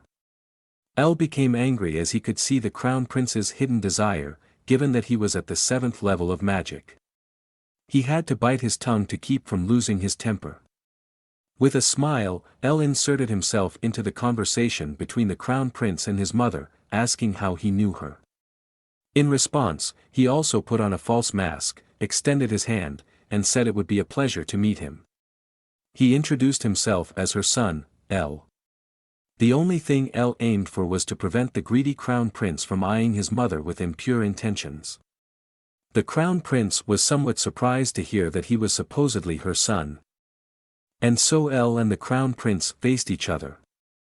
The crown prince quickly composed himself and asked if he understood correctly that he was Silver's son. However, he soon remarked that he now saw a certain resemblance and that Elle looked quite similar to him. Internally struggling, Elle managed to maintain his cheerful smile and composure. Still wearing his false mask, the crown prince cheerfully said that he would love to stay a bit longer and continue the conversation, but he had other important matters that couldn't wait any longer. He asked if there would be an opportunity to seize the chance to have a drink together. Silver said she would eagerly and happily await such an opportunity. As the crown prince departed and passed by Silver, he whispered to her with his true face that she was actually his wife. She fell into a shocked state again and turned pale. Elle turned around and, like his mother, couldn't believe what he had just heard. Furiously, he managed to hold back any insults that came to mind and kept them to himself. The crown prince realized that Silver would return to her family, meaning she had succeeded in mastering the 6th level of magic. As he continued on to his other important appointments, he recognized that his beloved was not only beautiful but also possessed talent in magic, making her even more of a perfect woman in his eyes. With his true greedy face. He thought it wouldn't be bad to take her as his mistress, and he realized her family would have no objections. In fact, it would make Marquis Einhart equally happy to get rid of his useless but beautiful daughter. However, before that happened, the crown prince wanted to get rid of the children she was accompanying, especially her son. Elle grew angrier and clenched his fist as he glared at the crown prince with disdain. After regaining his composure, he asked his mother if everything was all right. She apologized and told herself to pull herself together. She suggested they go directly to the mercenary guild to begin Serena and Kaina's registration. Silver cheerfully led the way, pretending to be as happy as the crown prince had interrupted her. However, Elle, Serena, and Kaina knew that their mother was playing the act for their benefit and was not as happy as she seemed in that moment. They set off together for the mercenary guild, which was located in a beautiful building with a blue roof. Their interior was simple and clean, quite different from what one might imagine. Behind the counter, there was a man with little to do since everything was empty. Silver approached the man at the counter and apologized for the interruption. She explained that her 2 daughters would like to sign up for the mercenary recruitment process. The man at the counter welcomed them and explained that there were different ranks among the mercenaries, ranging from F rank to B rank. He also told them that to determine their rank, they would have to fight against the guild master, who held an A rank position. Soon after, a middle-aged man arrived, giving off a very pleasant impression as he hummed and laughed cheerfully. He recognized that the 2 young women wanted to fight against him today to be assigned a rank. He asked if they were sure and really wanted to take the test since they were too sweet for it. He said it was okay, though, and they could go ahead with the test. However, he made a suggestion that they both fight him simultaneously, as he was not convinced of their strength. Moreover, he further infuriated them by saying he would go easy on them so as not to hurt the two lovely ladies. Serena and Kana were not pleased with how they were being treated and became a little angry. They both called out each other's names and agreed to give it their all to show the arrogant guild master that he was wrong and they didn't need any special treatment.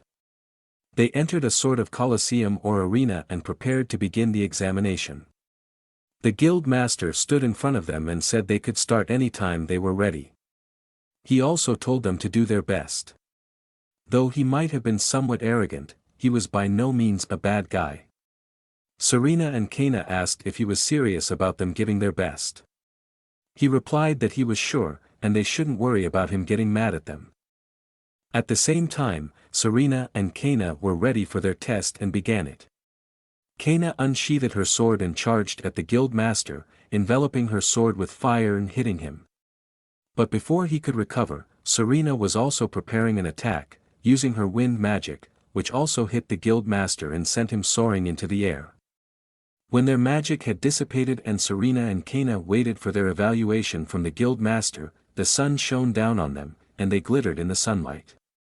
Completely overwhelmed and utterly surprised, the guild master lay on the ground and awarded both of them the B rank. L was visibly delighted and congratulated his two sisters on achieving the highest possible rank, telling them they did a great job. Serena then said they were really relieved that things went so well. Kana asked L if this would be enough and if they were good enough to protect their mother. However, their mother was completely lost in thought and didn't even pay attention to her daughters. It was only when they called her name that she suddenly turned to them and asked what was going on. Without having seen anything of the test, she said that the two had done a great job and were truly amazing.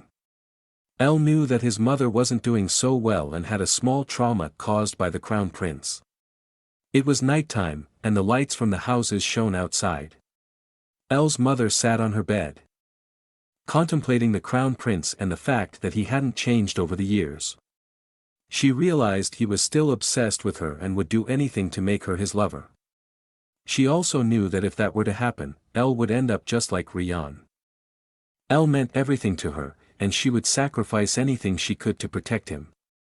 She couldn't bear any harm coming to her own child.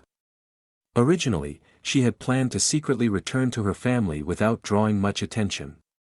She never could have anticipated running into the crown prince in a place like this. She also recognized that her Einhart family would prioritize the crown prince's desires over protecting L. She knew she had to somehow make her family prioritize L's protection over him. So, she wanted to come up with a plan to achieve this. Suddenly there was a knock on the door and L told his mother that he would come in now. L looked at his mother, who asked him what he would think about offering her method of creating his magic stones to her Einhart family. L looked at his mother and listened further. Silfer explained to L that the entire continent was currently obsessed with the magic stones, and she was sure that the Marquis would want to have that information for producing the stones. She explained to L that if he gave him his method, the Marquis would protect her in return. L told her that he was capable of protecting her without giving his method to anyone. Serena and Kana also looked into the room and said they were still there and would protect their mother too. Suddenly, L, Serena, and Kana brought out some drinks and food from behind their backs, trying to cheer up their mother, and suggested she have a drink to forget the bad experiences she had today. L also said that now he could have a drink with her too since he was officially 17. His sisters said they had also prepared something and looked forward to enjoying it together with their mother. L's mother then realized that she had gotten too caught up in things and that she had a new family now, one that was much better than her old one and would protect each other. She had tears in her eyes and felt grateful for this small, kind family. They all ate and drank together in Silfer's room, had fun, and forgot what had happened in the city that afternoon.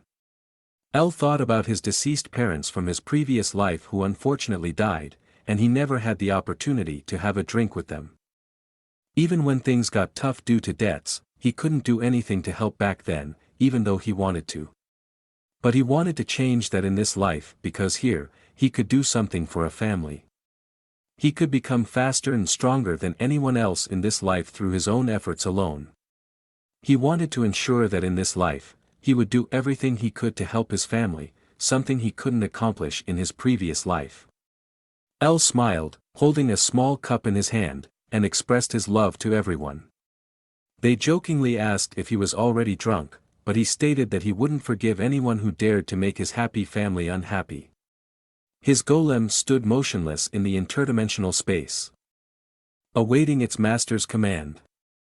Suddenly, its eyes glimmered as it received and accepted an order. The next morning, L stood by his window, looking outside, hoping that the day ahead would be better than the previous one, with fewer problems. He stayed there for a while, contemplating how to proceed and enjoying the morning sun on his skin. Soon after, they headed to the Einhart family estate and marveled at its grandeur. They stood before a massive gate adorned with golden accents. Serena and Kana were in awe and expected nothing less from the most prestigious family. They compared the surrounding fence to the walls of Bangkok City, noting that they were just as large. L's mother, however, had a bad feeling about returning to her family and realized that nothing had changed over the years. She took a deep breath, changed her expression, took a few steps, and was determined to gather herself and not show any more weakness. One of the guards at the gate asked her what she was doing there. Silver explained that she was here to speak with the Marquis, to which the clueless guard inquired if she had an appointment, or else she couldn't be allowed in. With confidence, she told the guard to inform the Marquis herself that Silver had returned after 17 years. The guard suddenly recognized her and stammered her name. He immediately apologized and said he would report it right away. Then he opened the gate and ran inside to deliver the news. L's mother thought about how the power of her Einhart family supposedly declined after the annulment of her engagement. She also recalled that when she was expelled, her father was so devastated that he refused to eat or drink for a month. She looked through the open gate at her family's estate and tried to see the good in her father. She knew that her former lover, Rian, was executed on the crown prince's orders, and her father didn't really want it. She remembered how he had screamed, saying she should be grateful that he had killed her beloved, and she wondered why he had said such a thing. Suddenly, Elle touched her shoulder, offering emotional support. She turned around and saw her son, knowing that everything would be all right with him by her side. She also touched his hand. Then her father and brother came up the driveway, calling her name. Her father immediately touched her shoulders with both hands, pushing Elle aside, and said that he was sorry and had made a terrible mistake. Silver couldn't believe that her father, who had always been reliable and sought glory and power for the family, was apologizing to her first. She immediately sensed that there was more to it. Nonetheless, she also apologized to him and expressed regret. However, her father's attention quickly shifted to his son Elle. He asked her if Elle was her son and sought confirmation from Silver. She immediately understood her father's intentions, and a chill ran down her spine. She affirmed that Elle was indeed her son. They introduced themselves to each other, and Elle played along, introducing himself with a friendly demeanor and affectionately calling the Marquis grandfather. Silver's father smiled as well and expressed his pleasure in meeting Elle. He found Elle to be very amiable, but he also noticed that Elle's eyes had changed the moment he recognized him and that he had examined him and his mana with incredible speed. He also recognized that Elle was on the 5th level of magic. He immediately realized that Elle should actually be over 17 years old, and he was already surprised that his daughter Silver had reached the 6th level. But he had not expected such a young genius. Elle knew that the Marquis was a person of great power, but he also knew that even the Marquis shouldn't immediately recognize that he was on the 7th level. Silver's brother then suggested moving the conversation inside, and they followed his suggestion. It was another sunny day, with only a few clouds scattered across the sky. The Marquis sat at a table with Silver, her son, and her daughter. Silver immediately asked him what this conversation was about. Her father wasted no time and responded to his daughter's question by asking if it was true that she was the developer of the magical stones. This surprised Silver visibly, and she looked at her father, who wore a cheerful expression, as he thought he already knew the answer. The Marquis could only think about how he could quickly sell the stones and double the family's fortune. He also thought about how much influence it would give the family over the mages in the kingdom. His only interest was to make the Einhart family even more powerful to the point where they could even rule the kingdom as a royal authority. He was practically obsessed with not letting this grand opportunity slip away. Elle recognized that the Marquis's eyes were solely focused on his greed, and it was evident what he was thinking. Continuing, the Marquis expressed hope that now that his beloved daughter was back, they could be open with each other.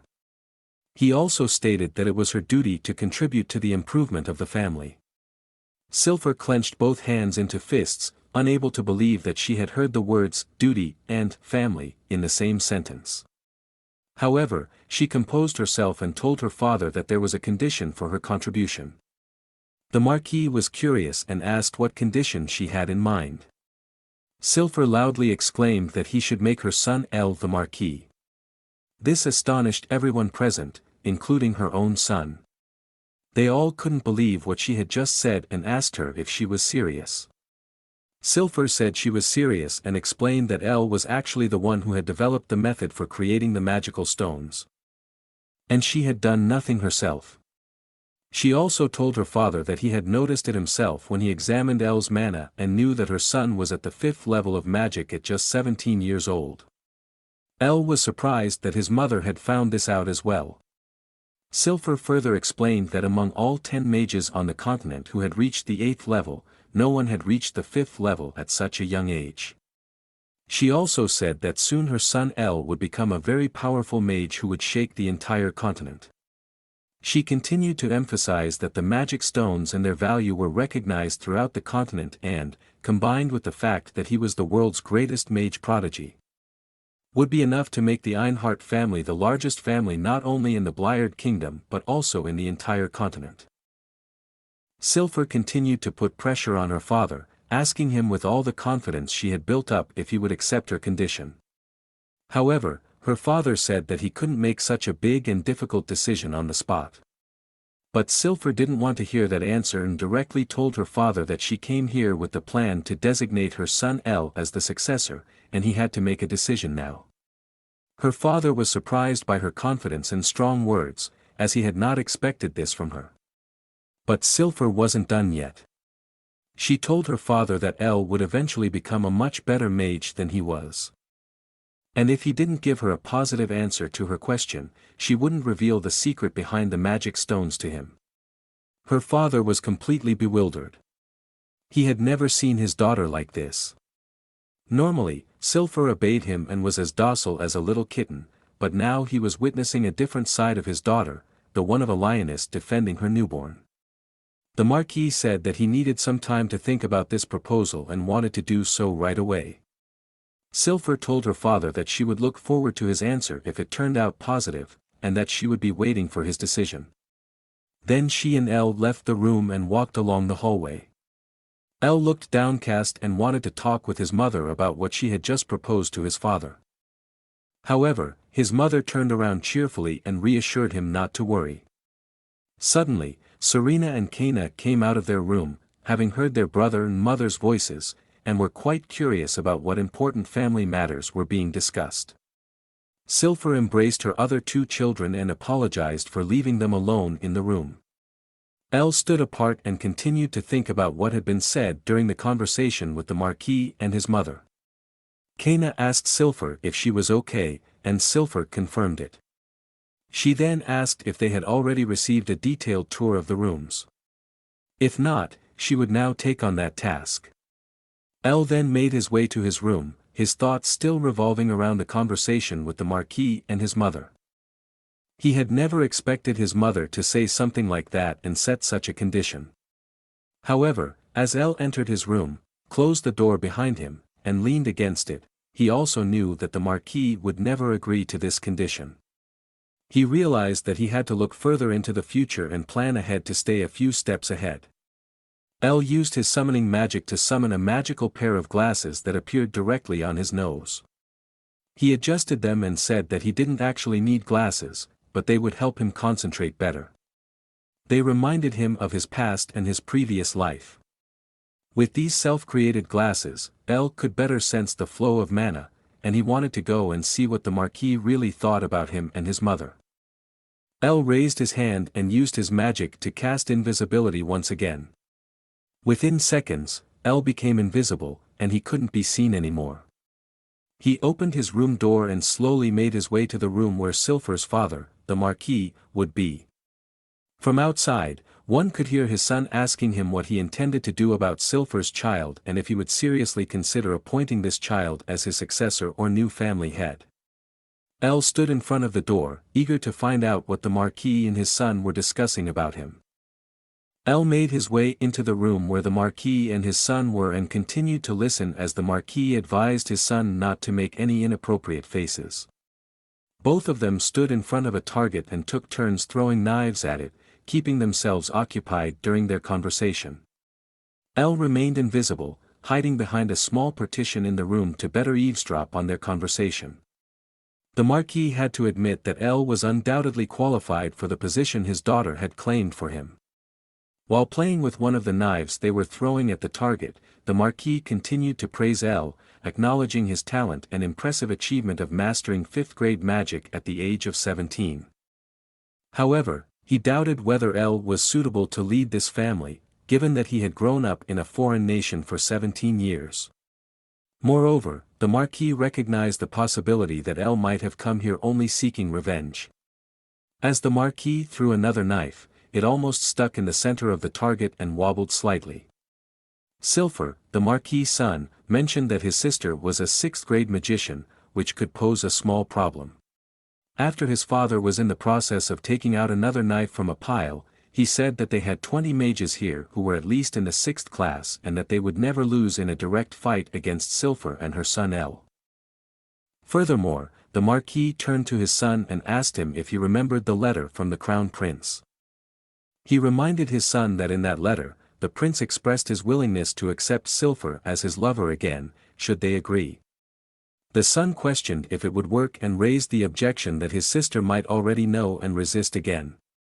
He further raised the objection that if she were to become the prince's new lover, she could find out that they secretly abduct talented people from other countries and brainwash them to become their allies. Suddenly, the Marquis shouted at his son to shut up, shocking him. The Marquis explained to his son, while playing with the knife again, that even if they remain silent, anyone who uses magic could still listen to them. El noticed that they had set up multiple devices to conceal their conversation. Something even a 6th-grade magician wouldn't easily bypass. However, he was surprised that they were so cautious and didn't always speak openly, even with this security measure in place. Furthermore, El was shocked to learn that they were abducting and manipulating people to turn them into their allies. If this truth were to come to light, it would trigger a massive scandal that could bring down the entire Einhart family.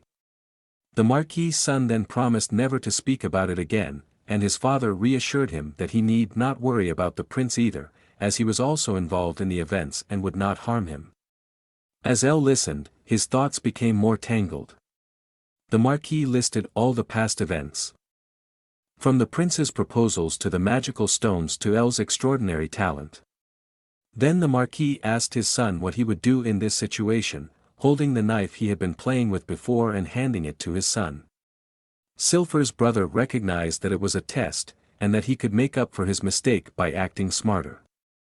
Under the pressure of the situation, he took his father's knife and stated that he would first respond to the prince. He would tell the prince that he would gladly accept Silfer as his lover. Then, he would capture El to learn the method of making the magical stones from Silfer, which could be used to save El's life. His father asked if that was all he would do. With a skillful throw, the son hit the center of the target with the knife and continued explaining. Once he had the method of making the stones, he would send Silfer to the prince, whether she went willingly or not. Even if he had to use force, he would seal her ability to use magic. Elle listened in disbelief as Silfer's brother went on to explain that once his sister was with the prince, he would also subject Elle to brainwashing to make him a loyal member of the family. After that, they would show the prince a body that resembled Elle closely, claiming that he tragically died in an accident. The Marquis clapped his hands in delight, praising his son Gletton and assuring him that he was a worthy successor. They decided to proceed exactly as planned and expected to see results soon. Gletton promised to do his best to satisfy them. Elle was consumed with anger but had to hold himself together. His teeth clenched, and his hand formed into a fist. He realized that this family was even colder and more heartless than he had ever imagined. He wondered why he couldn't stop or prevent his mother's suggestion to be in a place like this. Instead, Elle realized he was intoxicated by his superiority over others and thought he wanted to make everyone happy, regardless of the circumstances. Additionally, he wanted to respect his mother's decision, and this was now the result of that. Elle could live with them trying to use him. He had already suspected something in that direction. However, he couldn't forgive them for wanting to hand his mother over to the prince. Elle grew angrier, causing him to become somewhat careless. The Marquis recognized that someone in the room was under the influence of an invisibility spell. Surprised, he wondered if this person had been here the whole time and was astonished that he hadn't noticed or recognized them. He asked aloud who was hiding in the room. Elle then extended his hand and prepared a spell. The Marquis and his son Gletton noticed the surge of magic, but they had little time to react because Elle had already finished casting his modified spell, Endless Flame Seed, and unleashed it. Elle revealed himself, which visibly surprised the Marquis and Gletton, wondering if he had overheard their entire conversation. As the spell had a slight delay, it exploded a few seconds later. The Marquis looked shocked as he realized what was about to happen. There followed a massive explosion, and a large fireball soared through the roof of the estate into the sky. Right after the first explosion, another one followed, just as big, tearing everything apart. The ground was completely scorched from the tremendous explosions, and ashes and smoke filled the air. However, the Marquis and his son didn't appear to have any visible direct injuries from the explosion. The Marquis was astonished at the spell Elle had cast. Any other magician would need more than half an hour to execute such a spell. Furthermore, it was a 7th-level spell, effortlessly capable of killing thousands of people at once. Immediately after the explosion, guards of the family estate rushed into the room where the two family heads were and inquired if everything was all right and who was responsible. Looking down at the small crowd of soldiers and the two leaders, Elle was surprised that they were still alive. One of the soldiers recognized him and said he was obviously Silfer's son. Elle floated slightly in the air and said he was glad they were still alive, as his anger was too great to end their lives so quickly. Once again, Elle extended his hand, not giving them much opportunity to react. Under his palm, a small orb formed, surrounded by a magical circle. Elle told the small group standing below him that he wanted to ensure they would suffer endless torment and beg for forgiveness, repenting their deeds for daring to raise their filthy hands against his family. He raised his hand, and the small orb expanded into a large magical circle behind him. Elle invoked a summoning spell, declaring that misery and destruction awaited those who stood in his way. His eyes were filled with focus and hatred towards the individuals present.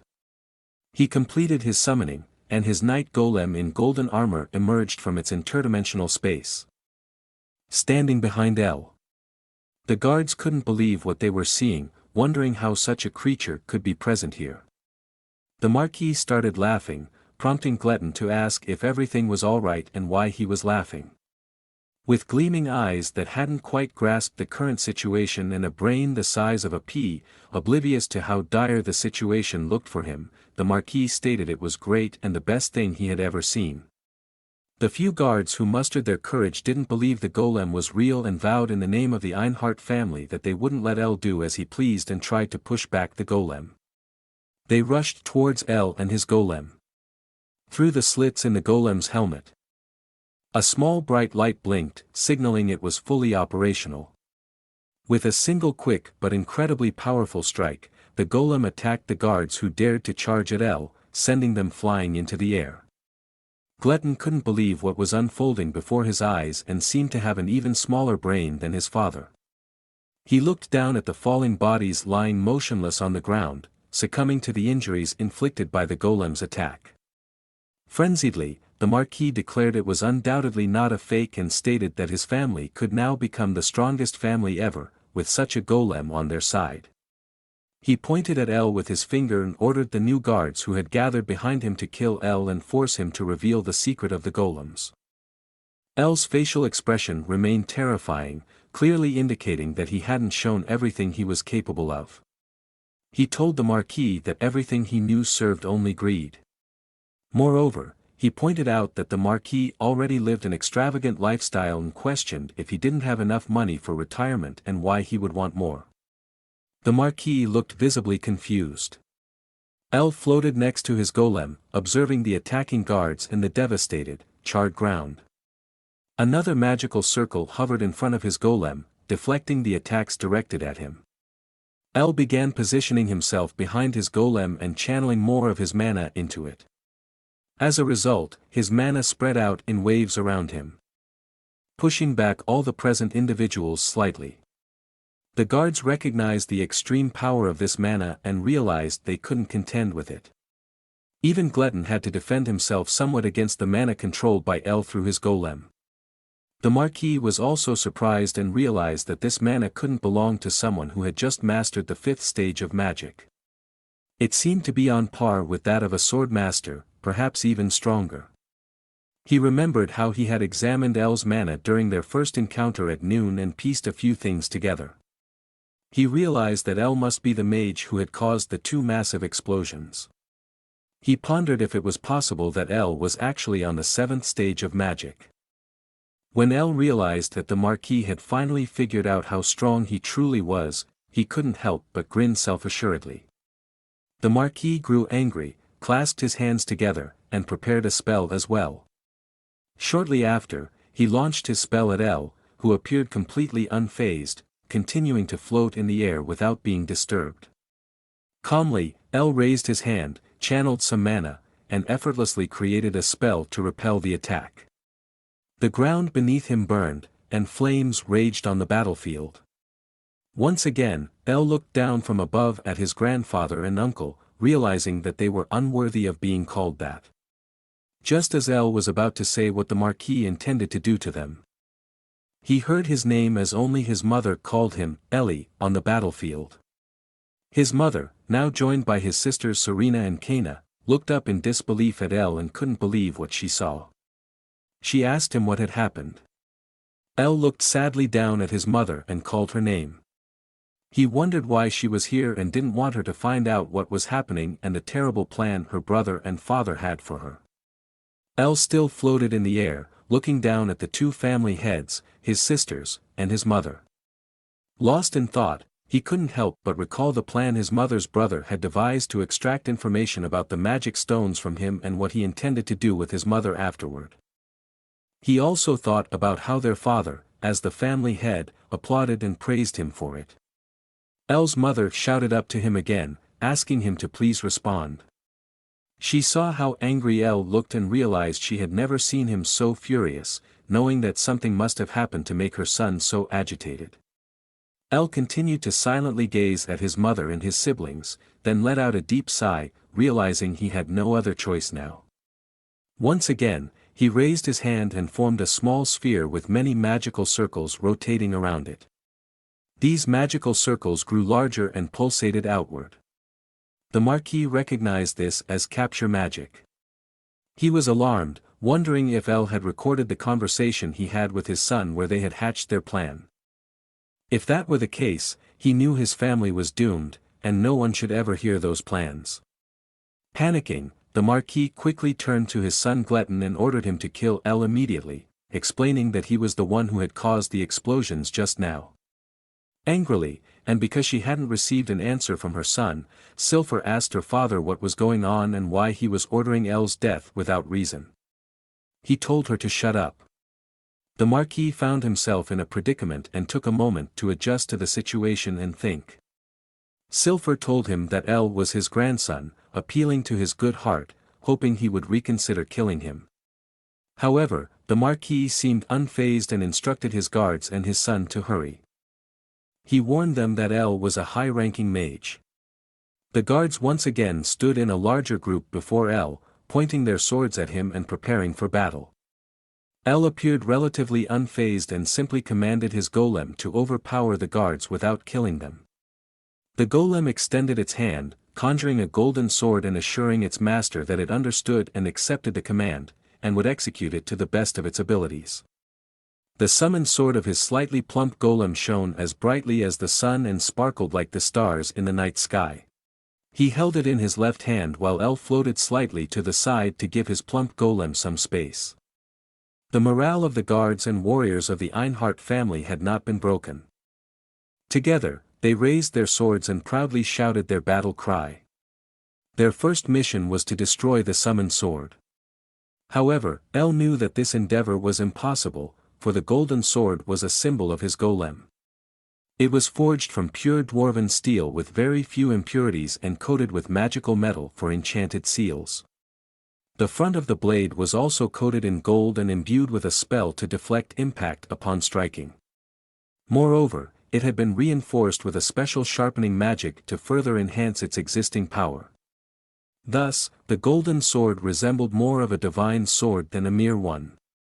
El realized that, much like in his previous life, it was essential to regularly upgrade his strongest unit to keep it effective.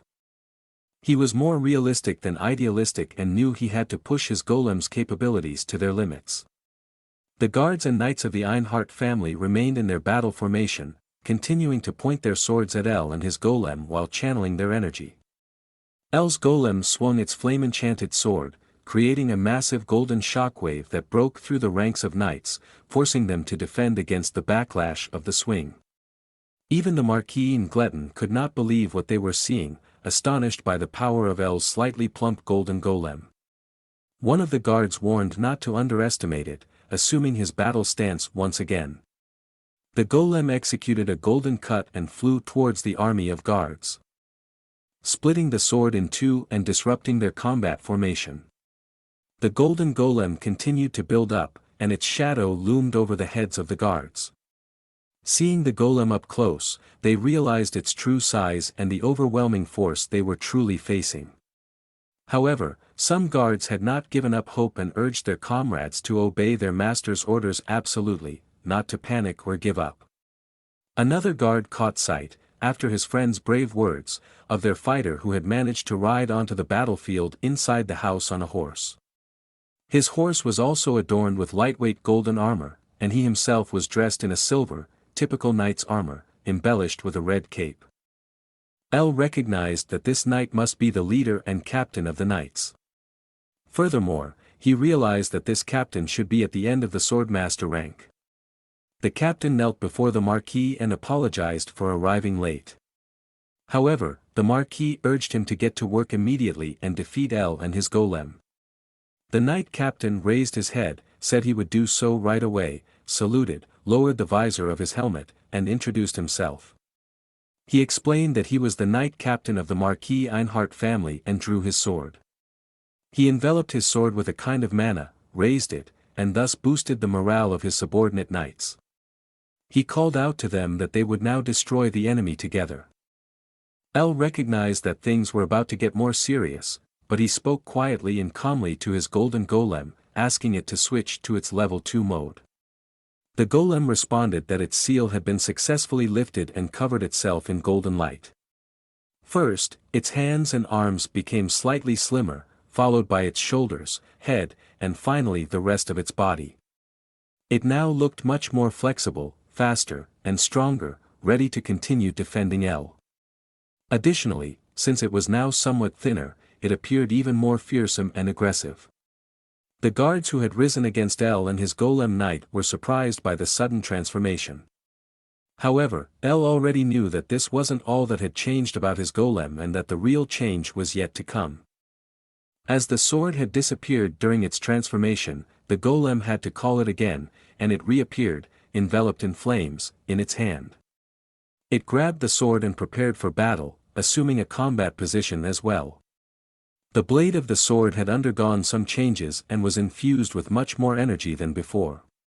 The leader of the knights realized that it must be an aura blade, which was the actual much more powerful power-up. El's golem swung its sword to the side and stepped forward without apparent protection, heading towards the army facing it. The captain did the same, also swinging his sword, and asked if he looked so weak that he could approach without any cover. He also claimed that even if the golem now had an aura blade, it still posed no threat to him. Both prepared for a strike and simultaneously clashed their swords, causing a tremendous recoil and shaking the ground. The impact of the two swords illuminated the surroundings, forcing everyone involved to shield their eyes from the bright light. Only El continued to watch the spectacle, completely focused, and still filled with immense hatred towards the Marquis and his son, Gledon. As the bright light from the clash of swords dissipated, the knight captain was left bleeding, while El's golem stood before him unharmed. The bloodied blade of the knight captain was lodged in the ground, and he succumbed to his injuries, falling to the floor. He couldn't believe what had just happened and that he had been defeated. His injuries were so severe that he died in that moment. The guard standing under him couldn't fathom how their leader had been easily taken out with a single strike and lay on the ground. This visibly shook the morale of the army. However, the golem didn't pause and immediately launched into the next attack. It swung its sword, unleashing a flaming energy blade, and once again attacked the Marquis, Gledon, and the army standing behind them. The Marquis managed to shield himself and his son with a protective spell that intercepted the golem's attack. However, the attack was so powerful that the shield only held up once before shattering. Nonetheless, the army behind them was still hit by the attack, and soldiers were sent flying across the battlefield. The Marquis and Gledon were forced to look down at the bodies of their guards and realize that these weak guards had died too easily and quickly. El also noticed that reinforcements for the family heads were approaching again, and he saw some mages in black robes moving forward on the battlefield. However, this didn't surprise him, as the Einhart family was known to possess an army as vast as a mage tower. Nevertheless, he wasn't willing to let the matter rest and was already planning his next moves. Before he could put these plans into action, he turned to his mother and summoned a sphere containing his recorded memories. He explained to her what he intended to do with it and asked if she was ready to see the truth. She replied that she was indeed prepared and knew that her son El had a good reason for acting the way he was right now. She understood that something important must be contained within her son's memories, prompting him to attack the entire Einhart family, including her father and brother. El handed her the small sphere with his memories, and the Marquis observed this. However, he knew he had to intervene, and his daughter mustn't see it under any circumstances. He glanced at El's golem and realized he couldn't get past it, as the golem's abilities far surpassed his own. Only one of the 10 grandmasters should currently be able to do something against this golem. Anything else would be impossible. Furthermore, he realized that even if El were a 7th-tier mage, he and Gledon, along with the family's magicians, only had a slim chance of stopping him. Desperately, he understood that even if he managed to escape and elude El, his own family, which he had built up with his own hands and strengthened at any cost, would be destroyed. El cast a protective spell to shield his mother from external influences, allowing her to peacefully observe her son's memories. Magical circles appeared around El, as with any other spell. His mother was then enclosed in a square cube meant to protect her from all dangers. Panicked, Serena and Kana called out to their mother, but they couldn't see the interior of the cube as its walls were obscured. Meanwhile, Silver held El's memories in her hand, and they expanded around her. She saw the memory of her father and brother discussing the prince's letter and deciding to present her as his lover. Additionally, she realized that the Einhart family had abducted many promising talents from other countries and subjected them to brainwashing to serve the family loyally. She came to understand that the prince was aware of all this and involved as well. Then she saw the memory in which her own brother explained his plan to their father, which involved delivering Silver against her will to the prince. Perhaps they intended to seal her magic and capture Elle, and then use him as leverage to force her to reveal the method of making the magic stones. Silver couldn't believe how shocking these revelations in Elle's memories were for her. Through further memories, she learned that her father and brother also planned to subject Elle to brainwashing to make him loyal and show the prince a different body resembling Elle's to fake his death. When Silver saw her own father praising her brother for such a plan, she clasped her hands over her head, and her world crumbled. She was on the verge of tears and fell to the ground. She tried to hold back her emotions, recalling the first words her father said to her upon her return, expressing regret for sending her away. She had thought that deep down, her father still retained some familial feelings for her and that they were still father and daughter. However, Silver couldn't hold back her tears any longer and let her emotions flow freely. Tears streamed down her cheeks as she wept. She couldn't help but think about how happy she was with her son, Elle, and that she should have known better than anyone how terrible this family truly was. She now blamed herself for bringing her beloved son here. Thoughts of her father and her brother came back to her, and she realized that there was not a hint of warmth or love in this family, only wicked individuals. She thought that she should be indifferent to how these wicked people would use her however they pleased. But now, knowing that they not only wanted to use her but also planned to subject her son, Elle, to brainwashing, she couldn't simply forgive them as she initially wanted, even though they had already killed her beloved husband. She recognized that she had never truly hated them for that because she always believed that the prince had forced them to do it. However, now she realized that this was not the truth, it was simply that these people knew no love or family, and they acted purely out of self-interest. Silver bit her lip hard, trying to forget her inner pain and pull herself together. She clenched her fists and also realized that for her father, her brother, and the prince, everyone else was nothing more than tools to increase their own power. Silver understood that this was the true nature of these people, which she unfortunately never fully realized before, but now she knew.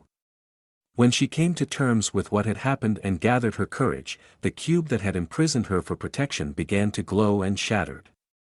Elle looked a little sad, knowing that it wasn't easy for his mother to accept the truth. His mother folded her hands, with a few tears still in her eyes. However, she made the decision that no matter how painful it might be now and no matter how much she wished to forget everything, it was essential to accept the truth. Serena immediately called out to her mother, who was floating in the air, to ensure she was okay. Her mother landed and was ready to face reality and confront it. With a determined expression and a clenched fist, she told her son that she would no longer run away and was prepared to fight. Elle looked down at his mother, relieved by her resolution and her ability to withstand the truth. He also noticed that a few tears were still running down her cheeks and that, despite everything their family had done, she didn't succumb to hatred because they were still a part of her family. However, this was not the case for Elle, and he gazed back at the Marquis and his son, Gletton, with all his hatred and anger, as they still stood together on the battlefield, doing nothing to change their situation. Elle raised his hand into the air and conjured another magical circle, which looked slightly different from his previous ones. He wanted to show the Marquis and Gletton the Iron Mace of Justice. A large black phoenix, engulfed in black flames, appeared before the magical red circle. The phoenix immediately started screeching loudly, causing the guards and the rest of the Einhart family's army to cover their ears as the sound was too deafening. Even Gletton had to shield his ears and couldn't withstand Elle's magic. The Marquis realized that Elle had employed sound force magic to lower the morale of his subjects and that Elle was even capable of overwhelming his son, who was also at the 7th level of magic, using this magic, despite Gletton being at the 5th level. Then, the Marquis looked up at Elle with his glowing red eyes and used a magic that directly infiltrated Elle's mind. Elle heard a voice in his head praising him, saying that he had done well with what he had done. The voice lauded his great talent and assured him that it wasn't too late and he could still join the family. However, Elle remained entirely unimpressed and rather bored. The Marquis greedily eyed Elle and continued with his magic, attempting to manipulate El further with his voice. He claimed that it was a great loss not to welcome someone as talented as El into his family. Furthermore, he offered El a deal: if he switched sides, the Marquis could arrange for his family to forget everything that had happened that day. They could lead a normal life, and he would guarantee the safety of El's mother and his 2 sisters. Then he asked El what he thought about this idea. El still looked down at the Marquis, feeling a strange sensation as he heard the voice in his head. He wondered if this was the brainwashing spell. Floating in the air, El couldn't believe that the evil old man not only wanted to enchant his father, the other magicians, and his mother but was now attempting it on him as well. El addressed the Marquis and asked him a question. As the Marquis looked up at El from below, he realized that his brainwashing spell had no effect on him and that El was indeed at the 7th level of magic.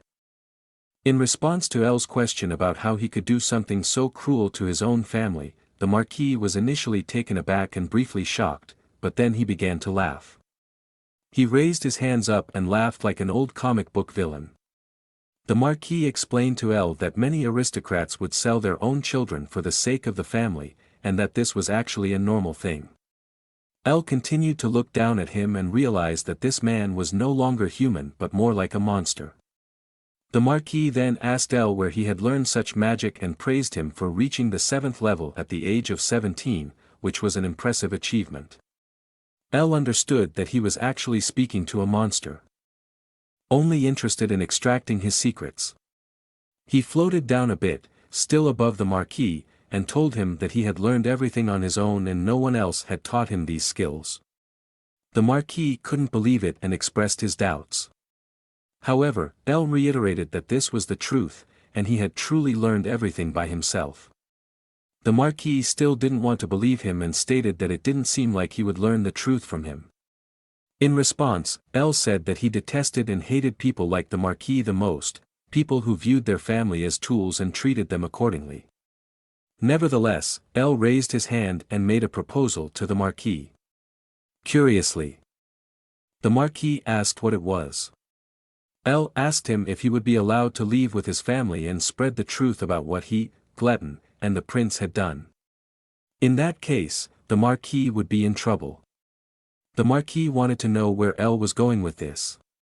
El held a small golden coin in his hand and explained that this coin contained his memories, which he had captured using his magic. The Marquis was shocked. El knew that this truth would threaten the Einhart family, but he also realized that the fact that the prince was involved in the kidnapping and brainwashing was equally severe. If it came to light that the prince was involved, countless battles against the kingdom would be waged by various families, which could possibly lead to the downfall of the mighty kingdom of Bliard. El looked at the coin and saw the reflection of the Marquis and his son. He said that they could prevent him from spreading this information and thus the truth by fighting against each other without interference from outsiders. He explained that he believed he could only feel better if they had an honest fight with each other. He also assured them that if they managed to defeat him, he would destroy the coin and disappear. The Marquis told his son to prepare himself, leaving the son somewhat shocked as he turned to his father, not quite understanding what was going on. The Marquis explained to his son that it would be more advantageous for them to attack simultaneously and urged them to do their best. His son had the same insane grin on his face as his father and agreed. El looked down at his 2 opponents and realized that it was time to get serious. He touched his head with a finger and used some magic. Then he prepared for an attack, holding an orb in his hand. He told the Marquis and his son that they were underestimating him greatly and angrily fired his magic at them, showing them what desperation feels like. However, the Marquis and Glutton were able to directly counter El's first attack with a counterspell that looked much darker than the spell El had cast. When the 2 spells collided, there was another tremendous explosion. Meanwhile, elsewhere, a person knelt before their king and greeted him. The king told the person that they probably had already heard, but still informed them that there were witnesses reporting the use of 7th level magic. The man with red hair, Duke Clion, who was kneeling before his king, confirmed that he had also heard about it. The king explained that this was a very serious matter, and if a member of the Einhart family was responsible for the 7th level magic and the resulting explosion due to an experiment, he would hold them personally responsible. However, he added that if there were problems in the Marquis residence, he should leave them there as long as possible and only then address the situation. The red-haired man asked why he should intervene at the end. To which his king explained that the Einhart family had become far too powerful, and this was a good opportunity to weaken them a bit again. Duke Client agreed with his king and thought that His Majesty was a very intimidating man. He knew that his king had spoken with the Marquis of the Einhart family back then and had told him that in an empire, there must always be a sufficiently strong opposing force, and had secretly helped the Marquis of Einhart come to power.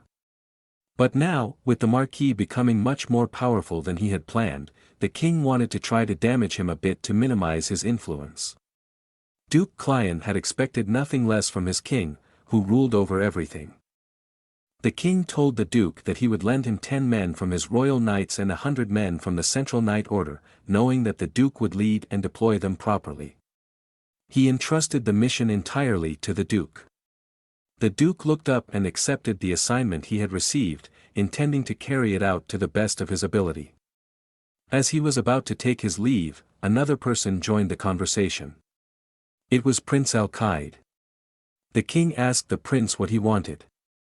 The prince said he would like to ask a favor and inquired if he had heard correctly that the duke was now heading to the Marquis of Einhart. The duke confirmed this immediately. The prince then asked if he could accompany him. Expressing the desire to seize the opportunity to diminish the Marquis' influence and power. He looked at the duke and the king with a conflicted expression, as his real goal in this journey was Sylphur.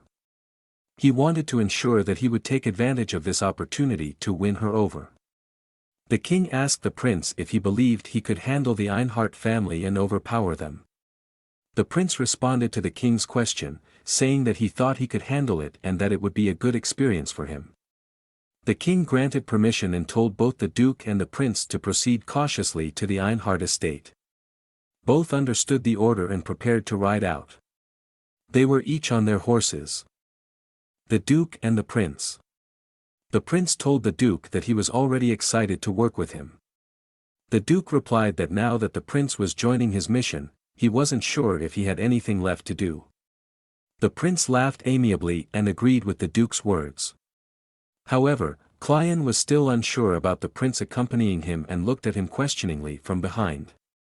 The prince shouted loudly for everyone to show their enthusiasm, prompting the knights accompanying the prince and the duke to cheer loudly and display their eagerness. They set off for the Einhart family estate to investigate and weaken the Marquis' power. Meanwhile, the battle between the Marquis, Gletton, and El continued, and the earth trembled repeatedly. El was still hovering in the air, in the process of creating a cosmic hand with his magic, ready to attack the Marquis. However, the Marquis laughed in the face of the danger posed by El's spell and was astonished by how fast and powerful El's spells were. As El continued his attack towards the Marquis, the latter couldn't help but think that usually none of his opponents got the chance to launch an attack against him, as he would have defeated them the moment they prepared a spell. Gletton was in the process of preparing a spell, lifting his fingers like in Naruto and chanting an incantation. Runes appeared around him, forming a magical circle of fire magic around his fingers.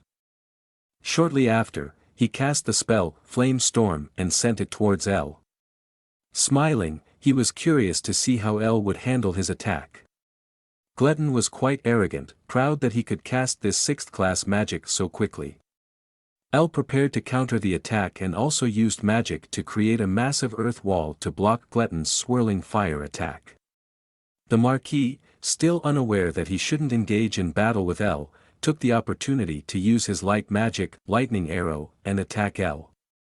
However, El effortlessly countered the Marquis' magic with a few deft steps and repelled his attack. Now it was El's turn to strike back. He extended both hands forward, creating a magical circle around them that formed a kind of magical armor around El's body. El controlled the elements of fire, light, wind, water, and earth magic around him, similar to the Avatar from Avatar, The Last Airbender. He combined these magics and hurled a few stones at the Marquis and Gletton, who couldn't believe what they were seeing. But El wanted to show more and took it further by using the same technique as his uncle Gletton and launching a second attack directly at the Marquis and Gletton without giving them a chance to counter. Gletton couldn't believe his eyes. He was surprised that El only needed to see his secret technique once and could now use it even faster than him. This was a technique that set him apart from other magicians on the same level, as he could execute it in a flash and defeat his opponents despite being on the same level. He cursed but still managed to cast a defensive spell and shielded himself with 3 magical barriers to counter El's attack. However, the flames were too strong and destroyed each shield. Just before they could reach Gletton, he managed to teleport to safety, evading the flames. Gletton teleported high into the air and then planned to surprise El and launch a counterattack.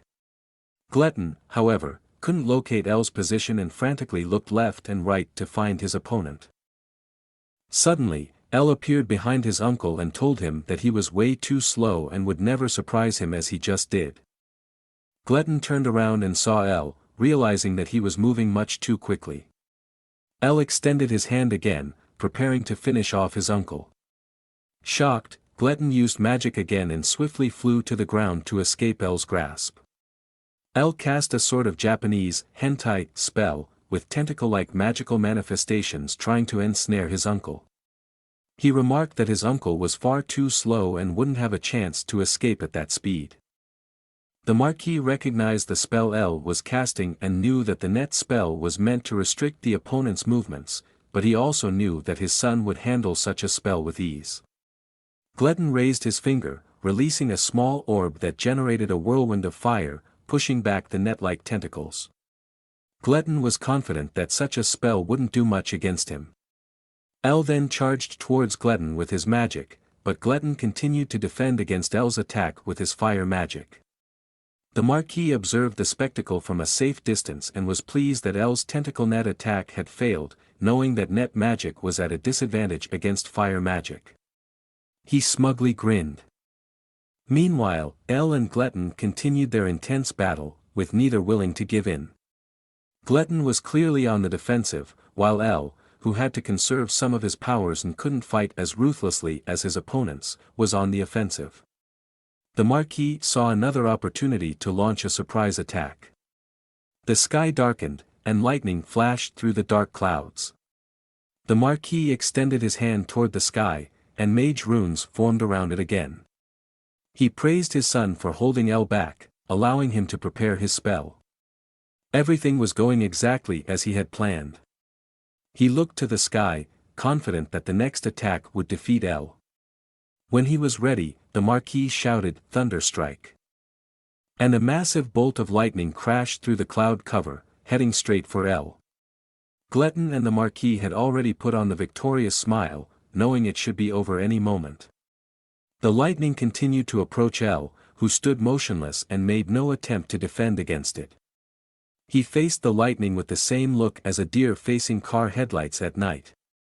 But at the last moment, he grinned and summoned a massive lightning rod using his magic, intercepting the entire lightning bolt before it could touch him, rendering the Marquis' attack completely ineffective.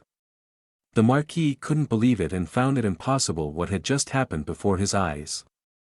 It made no sense to him. El told him that his attack wasn't bad, and he had indeed surprised him.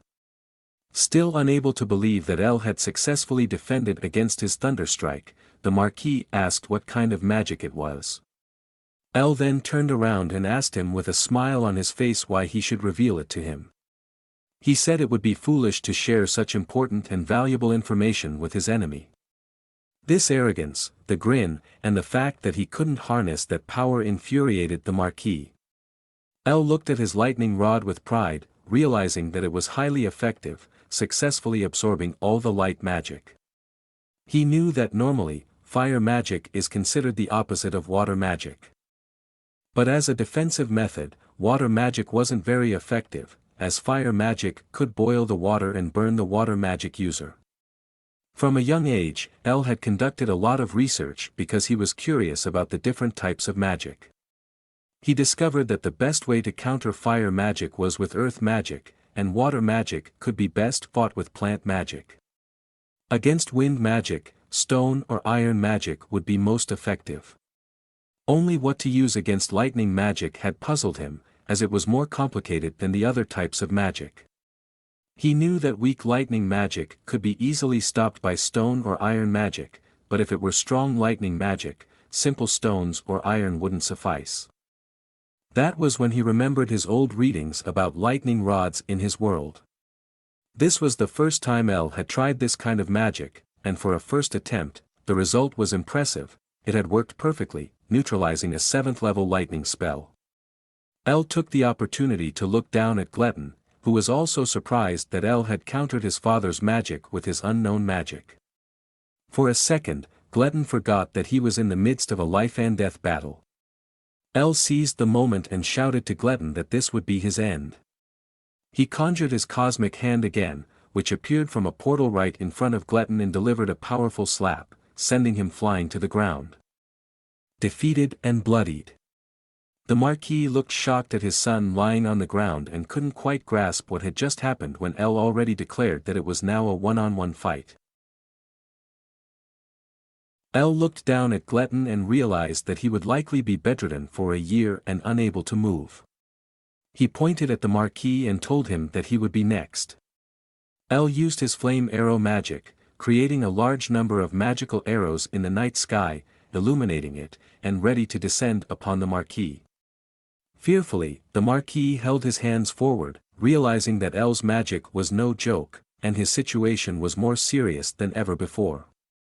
He tried to cast a shield like he did before to defend against El's attack and then countered with his flame burst spell, hurling it directly towards El. However, El easily deflected this spell as well and responded with his Infinity Magic Arrow spell. He created arrows in the sky, directly targeting the ground beneath him, only much smaller, but as the name suggests, an infinite number of them. El explained to the Marquis that although these arrows might be smaller and weaker individually, their infinite quantity made them extremely powerful. The Marquis didn't know how to respond and simply looked amazed into the air. As the arrows descended upon him, he once again used a shield magic to protect himself. El's arrows rained down, one after another, on the Marquis's shield, visibly putting it under pressure and pushing him back. The arrows kept coming, and the shield was on the verge of giving in to the enormous strain. Even in his current situation, the Marquis couldn't believe he was struggling against such inferior magic. He wondered how he could be struggling so hard against a second-rate magician and realized that he was supposed to be called the most powerful magician on the continent. He looked at El and realized that he was merely fighting against a 17-year-old child. Suddenly, an idea came to the Marquis, and he questioned whether El was really only 17 years old. He thought that this understanding of magic and these sophisticated strategies should come from someone much more experienced and older. He wondered if this might be a prank by another great magician. He had no way of knowing that El was already in his second life and had lived a previous life as Kim Jun-sung. He looked at El and wondered who he could be and why his family had been completely destroyed thanks to him, and cursed him. Finally, the Marquis's shield broke like a shattered mirror into many small pieces.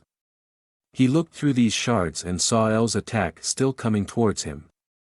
The many arrows continued their path, and now they finally hit their target. The Marquis bled from several direct hits and fell back to the ground, lying there defeated and bloodied, just like his son. His guards couldn't believe what had just happened before their eyes and called out the Marquis' name to see if he was still conscious. Finally, El landed on the ground. His anger had not subsided, and he looked at the fallen Marquis with rage and hatred. He said that he wouldn't kill him and his son, as it wouldn't be an appropriate punishment for them. Instead, he wanted to take away their ability to use magic, just as they had intended to do with his beloved mother. The weight bearing down on the Marquis increased, pressing him further into the ground. El explained that he wouldn't kill them but still wanted to inflict more harm upon them. Runes formed around him, and he was about to unleash his spell, Bone Break, when suddenly, a loud bang echoed across the battlefield, and El came back to his senses. He turned to his mother and saw her, along with his sisters, still standing at the edge of the battlefield. El looked at his family with sorrowful eyes. At Serena, Kana, and his mother, who told him that it was enough. She asked him to stop. El wasn't sure why she said that and remained silent, gazing at his mother in astonishment.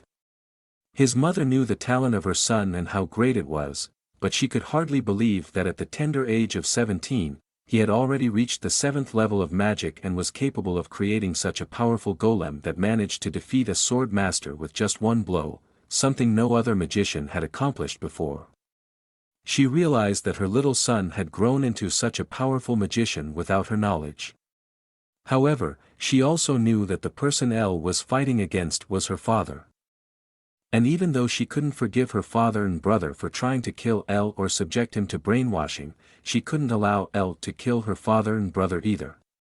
She told El that he had taught them a lesson, and it should be enough. She didn't believe her father and brother would ever again hatch and execute such plans.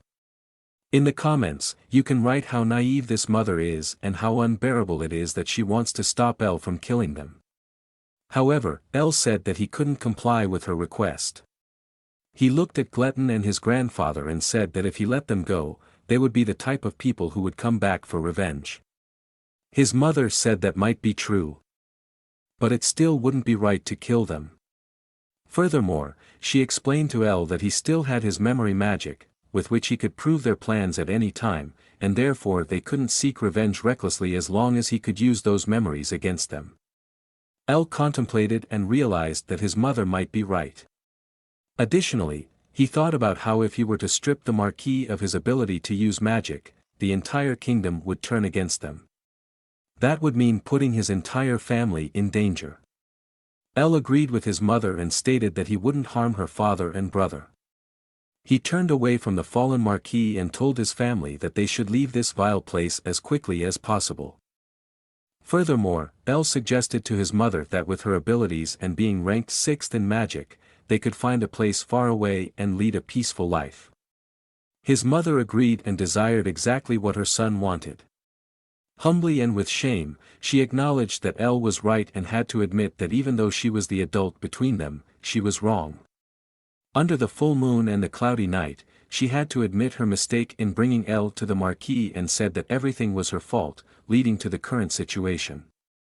She looked into El's eyes and told him that while power might be important in life, the love within the family was much more crucial. El looked somewhat melancholy at his mother and thought about his family from his previous life but agreed with her statement that family was the most important. El pulled himself together and asked his 2 sisters if they wanted to come with them and continue to be part of this family. El's mother, Serena, and Kana were a bit puzzled as to why he would suddenly ask this when the answer was already clear. Nevertheless, Kana said she would, of course, stay with him and would go anywhere with him. Serena also said that she wanted to be with him and their new mother wherever they went. El's mother was delighted that her 2 adopted daughters wanted to stay with them and her son, and she looked quite happy. El approached his family and thanked them for their decision to accompany him. However, he still had something to do and turned around to summon his golden golem. It came directly and knelt before El, ready to receive further commands. El praised his golem for the outstanding work it had done on the battlefield and decided that it was time to give his golem an appropriate name. He named his golem Tana, and it shone in golden brilliance, expressing gratitude to its master and creator for its name. Just as El was about to use his teleportation magic and disappear with his family, a man suddenly appeared behind him and said that he couldn't allow them to leave now. El immediately turned around, and Tana was ready to confront the stranger. With lightning speed, Tana parried the attack of the unknown person trying to stop El, while El used magic to protect his family as well. The attack was fierce, and Tana had some trouble stopping it. The colliding forces grew stronger and built up until they caused an explosion, kicking up some dust. El realized that this attack was truly powerful and that the assailant couldn't be a nobody. Laughing and smug, the prince emerged from behind Duke Clion, stating that he expected nothing less from him, the captain of the royal guards.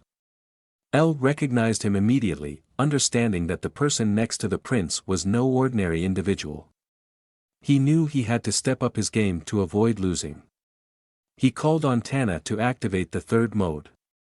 The golem, just previously defending against another attack from Duke Client to protect El and his family, broke another of its seals upon El's command, activating its third stage.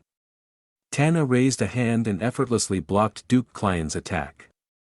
He even managed to push back the Duke and the Prince slightly. However, when Client noticed that he was being forced into a defensive position, he halted his assault and curiously asked El who he was.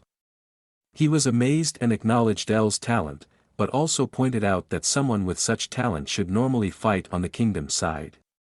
Client explained to El that he had attacked the Einhart family and their leaders, who were vital to the kingdom. This act was akin to declaring war directly against the kingdom. El listened to Duke Client without appearing to resist. The Duke continued, stating that he didn't really want a conflict with him but felt he had no other choice given the circumstances. At this point, the prince interrupted and questioned what he was saying. Pointing at El, he asserted that they couldn't let these traitors escape so easily and should punish them with death to protect the dignity of their beloved kingdom. The prince greedily grinned, his mind solely focused on reaching his ultimate goal, making El's mother, Silphur, his own.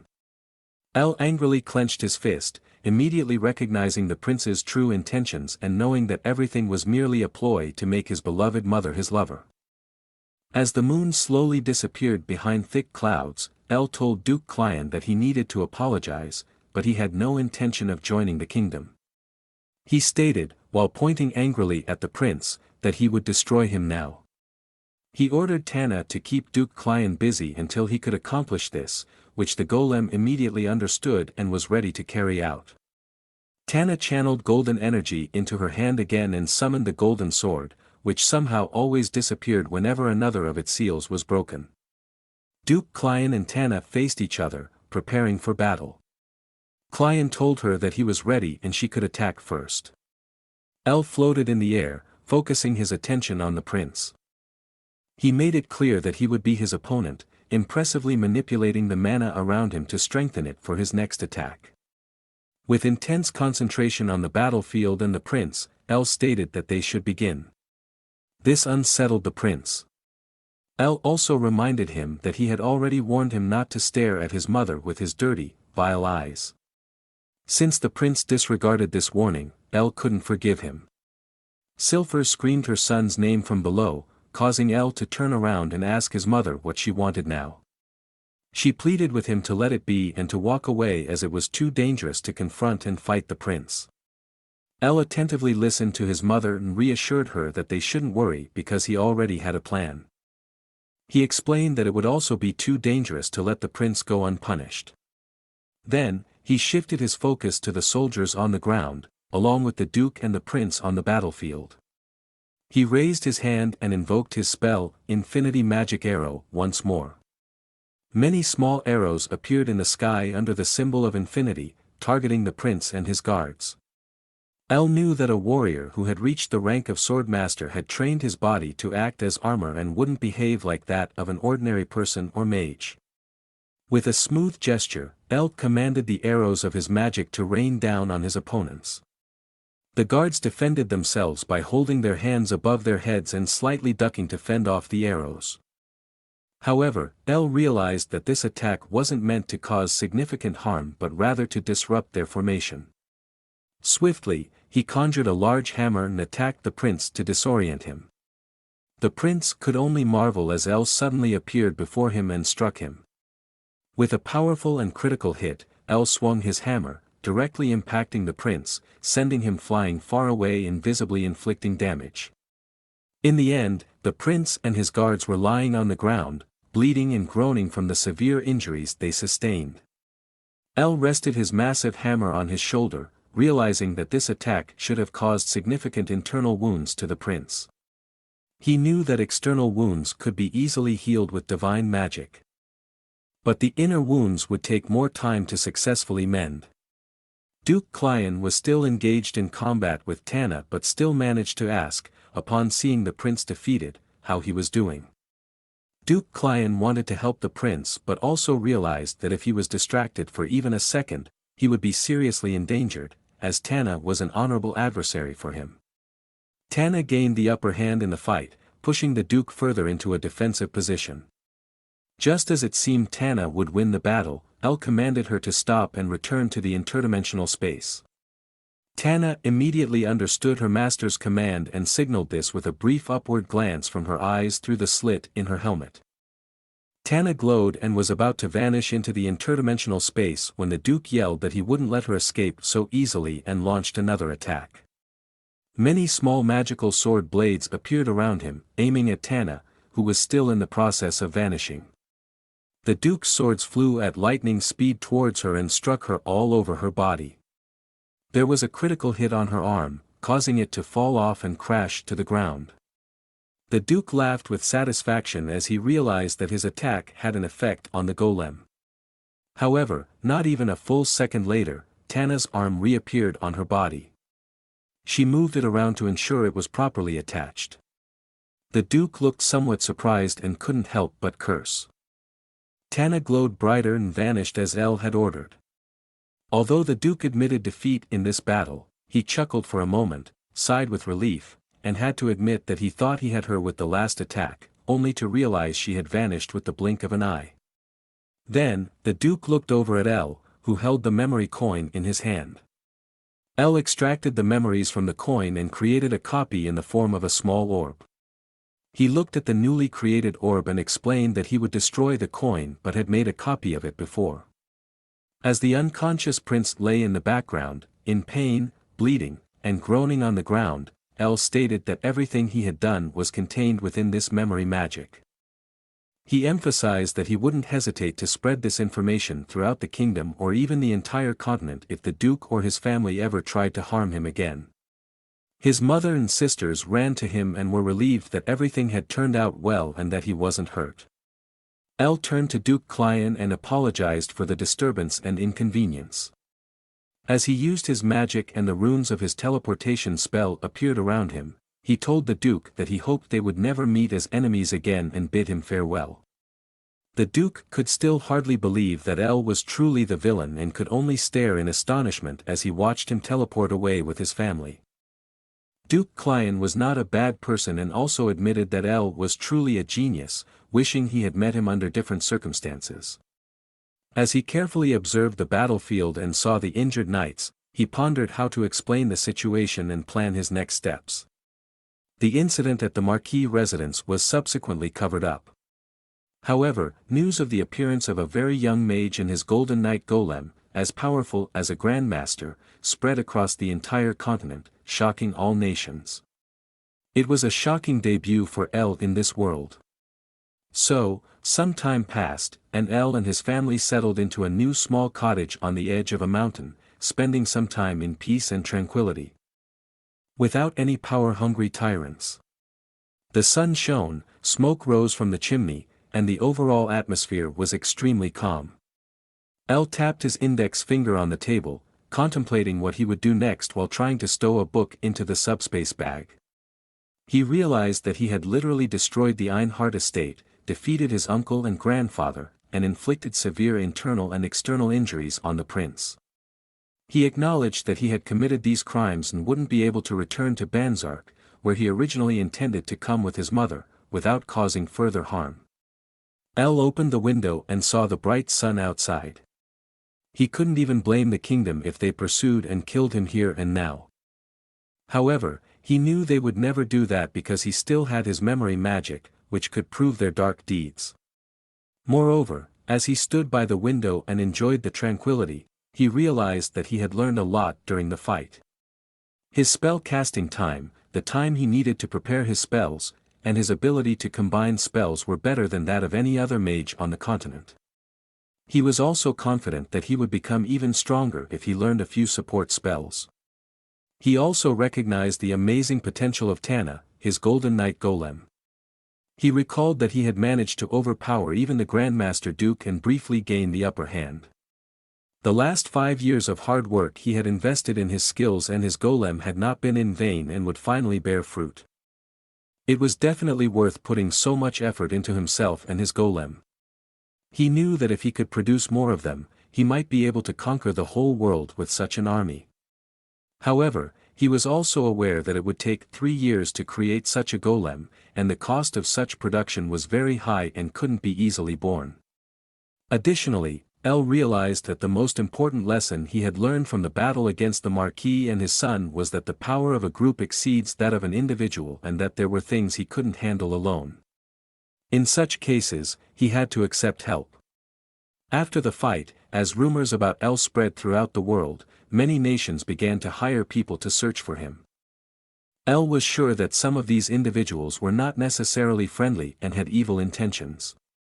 He rested his face on his hands, contemplating that he would need to further develop himself before these people could reach him. However, he didn't yet know how to achieve that. Suddenly, there was a knock on the door, and as El turned around, his mother asked if she could come in. He said she could, inviting her into his room. She entered along with his 2 sisters, Serena and Kana. Serena and Kana looked relatively happy, but his mother seemed somewhat agitated and had a sad expression. El asked what was wrong, knowing that since the incident, everyone had been a bit awkward and needed time to digest what had happened. His mother nervously played with her hands and hesitantly asked her son how long he had been so strong. El explained that he had hidden his strength because he knew nobody would believe that he could have reached such a level at such a young age. He also told his mother that he had been afraid of putting her in danger if the wrong people found out how powerful he really was. He didn't want to reveal more to his family, not even that he had lived another life in a different world. So, El simply said that he was still her only son, despite having such incredible power. His mother believed him and softened her saddened face. She realized that, despite everything, he was still her son. The son she had raised and who came from her beloved husband. She apologized with a happy expression and said she was sorry for treating him differently without knowing he had his own reasons.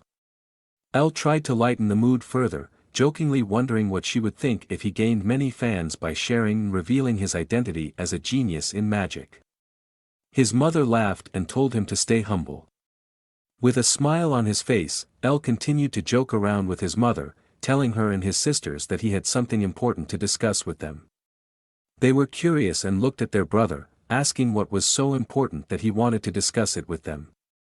Due to the incident at the Einhart family estate, which he was responsible for, El explained that they could no longer return to Banzark. He pointed to a spot on a map and said that he had been thinking about what they should do.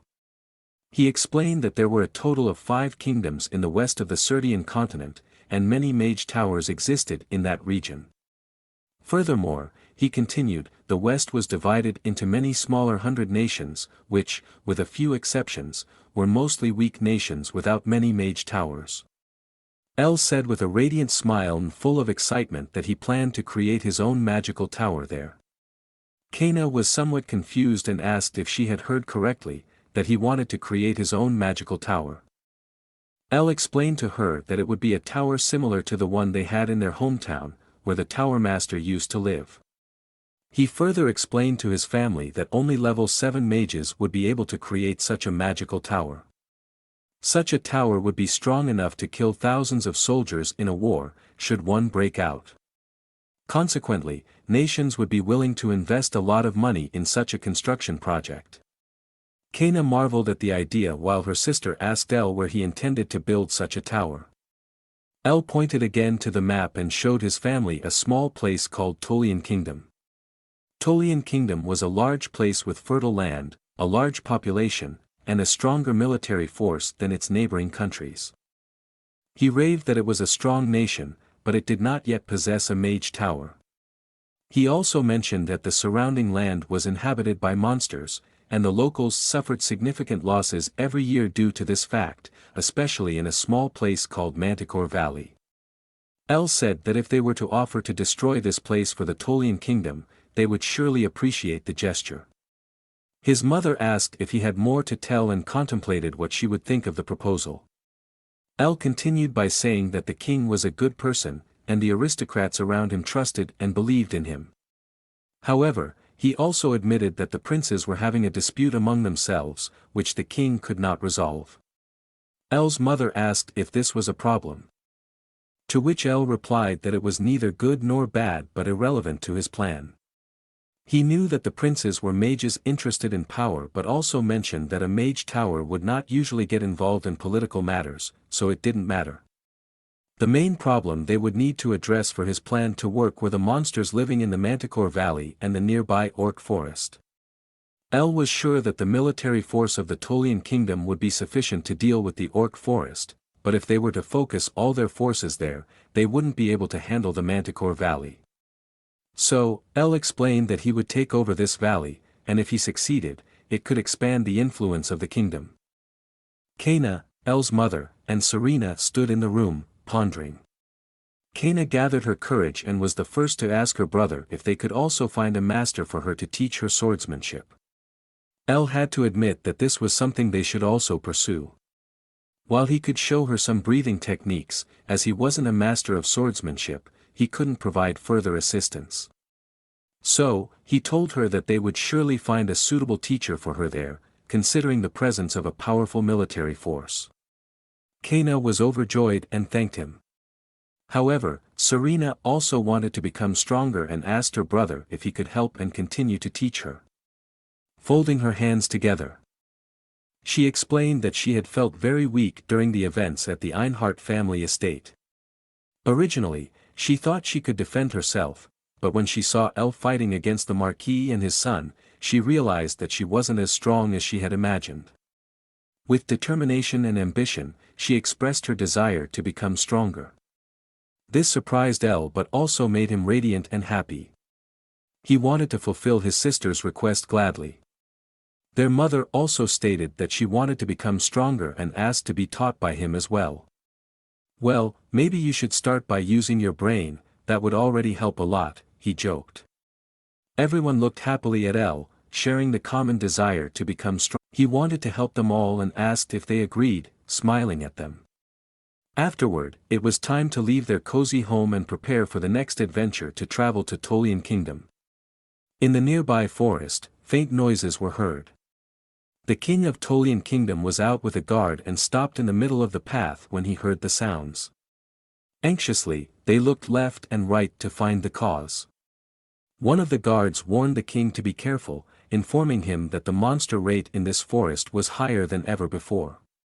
Worriedly, the king wondered if civilians would continue to be in danger under such circumstances and if there was no hero who could save them.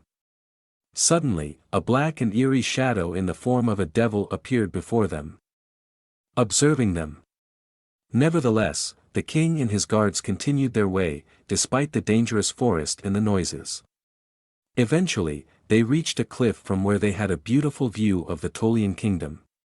The realm lay in the middle of the water, surrounded by a kind of small mountain with a small harbor and a bridge to the mainland. The king sat down at the edge of the cliff, deep in thought, when suddenly another man approached him from behind.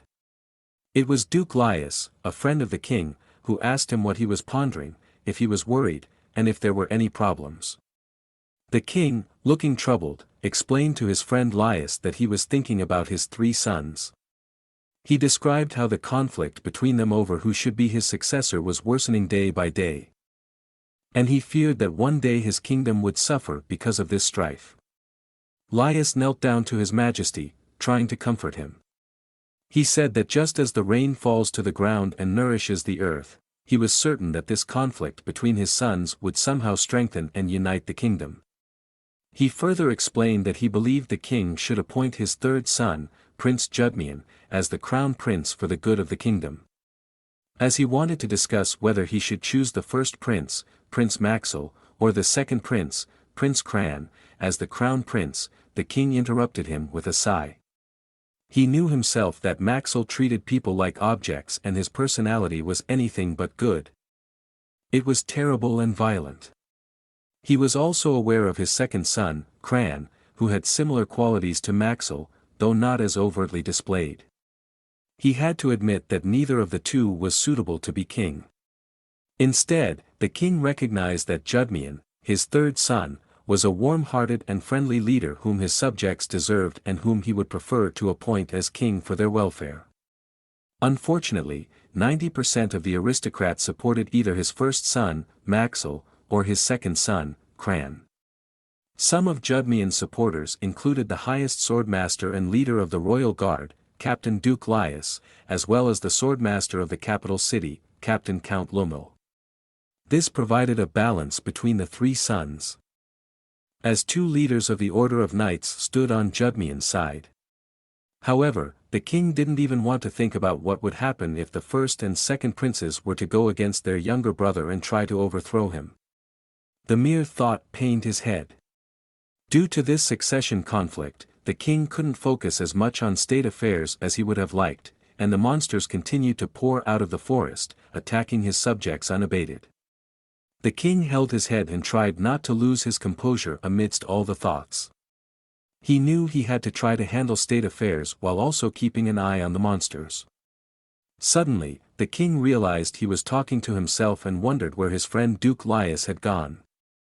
Startled, he turned around and saw Duke Lias and his guards tensed before him, ready to defend his majesty. Cautionarily, Duke Lias drew his sword and urged the king to stay back and be cautious. The guards realized that they were surrounded. One of the guards asked if they were surrounded by monsters, to which another guard turned suspiciously and began to laugh dirtily. Suddenly, the treacherous guard attacked the one who had just asked the question. The king and Duke Lias were astonished. Duke Lias asked why he would do such a thing and why he had killed his own comrade. The treacherous guard claimed that they had been enemies from the beginning, and more hidden guards emerged from nearby bushes. Duke Lias bravely stood in front of his king and ordered the other guards to do everything to defend him. The treacherous guard told the king to wait a little longer and that it was only a matter of time before they would get their hands on him. She pointed her sword at him and declared that she wanted to kill him herself and would do anything to achieve that goal. The king realized that he had trusted his guards, who had turned out to be traitors. He knelt at the edge of the cliff and asked his god if he had abandoned him and his kingdom. Meanwhile, in the chambers of a magical tower, a tower master sat at a table and communicated with two other tower masters through their magic. Two magic-created screens with runes were floating before him. One of the mages on the other side of the screens asked why he had initiated this meeting when their master was not present. The one who had called the meeting and sat at the table was the magic tower master Karosman. He had a cool red beard and mustache, as well as red hair. The unfriendly mage on the other end of the line remarked that he hoped Karosman hadn't forgotten that they all had much to do and didn't really have time to attend this meeting. Karosman explained that their master had instructed him to hold this meeting and that he should pass on important information to both of them. He raised a finger and said that the first important piece of information was that the plan to kill the current king of Tolian Kingdom in Manticore village was already underway. Once the king was dead, the first Prince Maxwell would take over the throne and everything else. Ryzen, one of the mages sitting at the other end of the screen, suggested that they should use their golems to rid the nearby monster land of monsters and use the military to subjugate the nearby other nations. Ryzen adjusted his glasses and said that this should be an easy task for the golems, as they were the strongest on the entire continent. Karosman continued and explained that their master also had news about a night golem in the Bliard Kingdom. Ryzen was utterly astonished and could hardly believe his ears when Karosman said this. He asked what it meant and who else could possibly create such a night golem if not him. Karosman explained that there was a major incident in the Einhart family where a 7th-level mage and his night golem played a crucial role. Ryzen was once again astonished, his eyes wide open. Karosman explained to the other two mages that the power emanating from the night golem should be at least that of a grandmaster, and he also mentioned that this golem had its own consciousness. Ryzen was speechless and had to ponder for a moment, stroking his beard. He explained that if an Orharthon were gone, he wouldn't be able to create a night golem. Moreover, his regular golem would take around 30 days to create. Ryzen couldn't believe that someone else besides him was capable of creating night golems. And on the level of a grandmaster with its own consciousness no less. However, Kurosman said that was only half the reason for concern because he knew that such a golem couldn't be created overnight. It would take several years to create such a powerful golem. Nevertheless, he said they couldn't just sit back and do nothing. Therefore, he tasked Ryzen with gathering information about this golem and asked if he understood. Ryzen wanted to search and do everything possible to find this person and speak to them personally. While the king was in an ambush and Kurosman, Ryzen and another unknown mage were discussing their devious plans, our protagonist L just lay there on his wall and calmly relaxed. He realized that he was indeed in Tolian Kingdom now, but he wondered how he could make contact with the king. He knew it wouldn't be a good idea to spread rumors about his presence, as it could draw attention from the Einhart family and the Bliard Kingdom, revealing his hiding place. He wanted to somehow meet and talk to the king in a normal and inconspicuous manner, but he couldn't come up with any ideas on how to achieve that. He turned on the wall and desperately wondered what he should do. L's mother stood with his sisters beside him and mentioned that she was hungry and suggested they look for a small place to eat together. L straightened up and agreed. Suddenly, he felt something, and it hit him like a lightning bolt. He wondered where this sudden surge of power was coming from. He recognized the wavelength of the energy and knew it had to be the power of a sword master. Quickly, he jumped up and realized that the power he felt was coming from the north. Since L had probably forgotten to speak and everything happened so quickly, his mother asked what was wrong with him. L skillfully ignored the question and noticed that the sudden surge of power was coming from the forest, where there shouldn't normally be any people. He also realized that this place was very close to the king's palace and wondered if the king might be somehow involved. L's mother continued to ask in bewilderment what was wrong with him and even called his name, but L only apologized and floated away. He told his family to go ahead and have their meal without him. Duke Laius and his loyal guards, who were not treacherous traitors, surrounded their king and did their best to defend him. However, Laius recognized that many enemies were taking advantage of the cover of darkness and using this opportunity to ambush the king. He knew that if the situation didn't change soon, there could be serious danger, and the king would die. Suddenly, one of the enemy knights attacked, shouting the king's name. Faced with the sword swinging towards him, the king wondered if this was his end. However, just in time, L created a shield in front of the king, who had rolled up behind him, deflecting the attack of the knight. The king looked around in astonishment, wondering what had just happened and what had protected him from the warrior's attack. L floated onto the battlefield and said he had no idea what was happening, but he didn't like the idea of someone being ambushed so treacherously in the cover of darkness. He found it to be a bad sign and didn't want to let the attackers simply escape. L looked down at the battlefield and asked the enemy soldiers if they needed a moment to come up with excuses. However, they remained in their fighting stance and said nothing. L thanked them for giving him the opportunity, but he also made it clear that they would still die. The king and his followers were puzzled and couldn't quite understand who L was, what he was going to do, and why he had appeared just now. One of the king's loyal knights shouted at L to please save his majesty. L was shocked to find out that he had just saved the king, while Laius took a more rational approach and told the knight not to act hastily, as L could also be an enemy.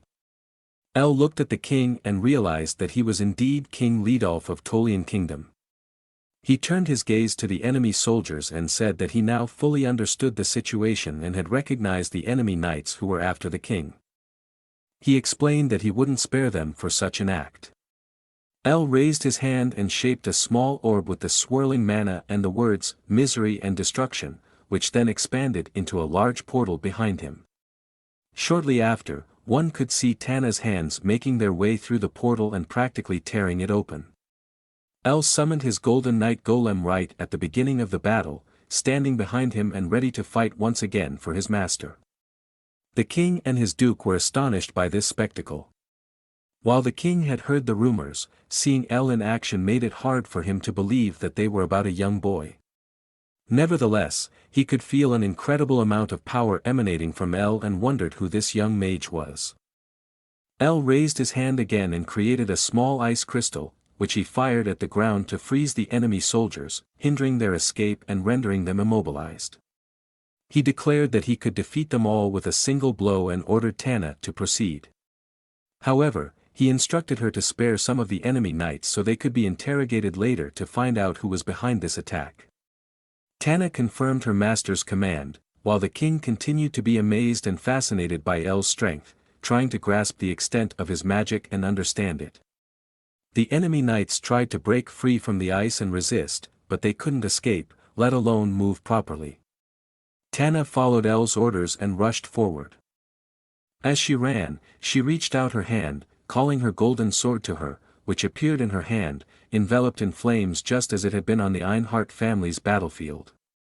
Tana wasted no time and swung her sword horizontally from right to left, swiftly dispatching the enemy soldiers and creating a powerful recoil that killed them instantly. The king and his duke were once again astonished by the overwhelming power of L and his golem, trying to comprehend what had happened in that split second.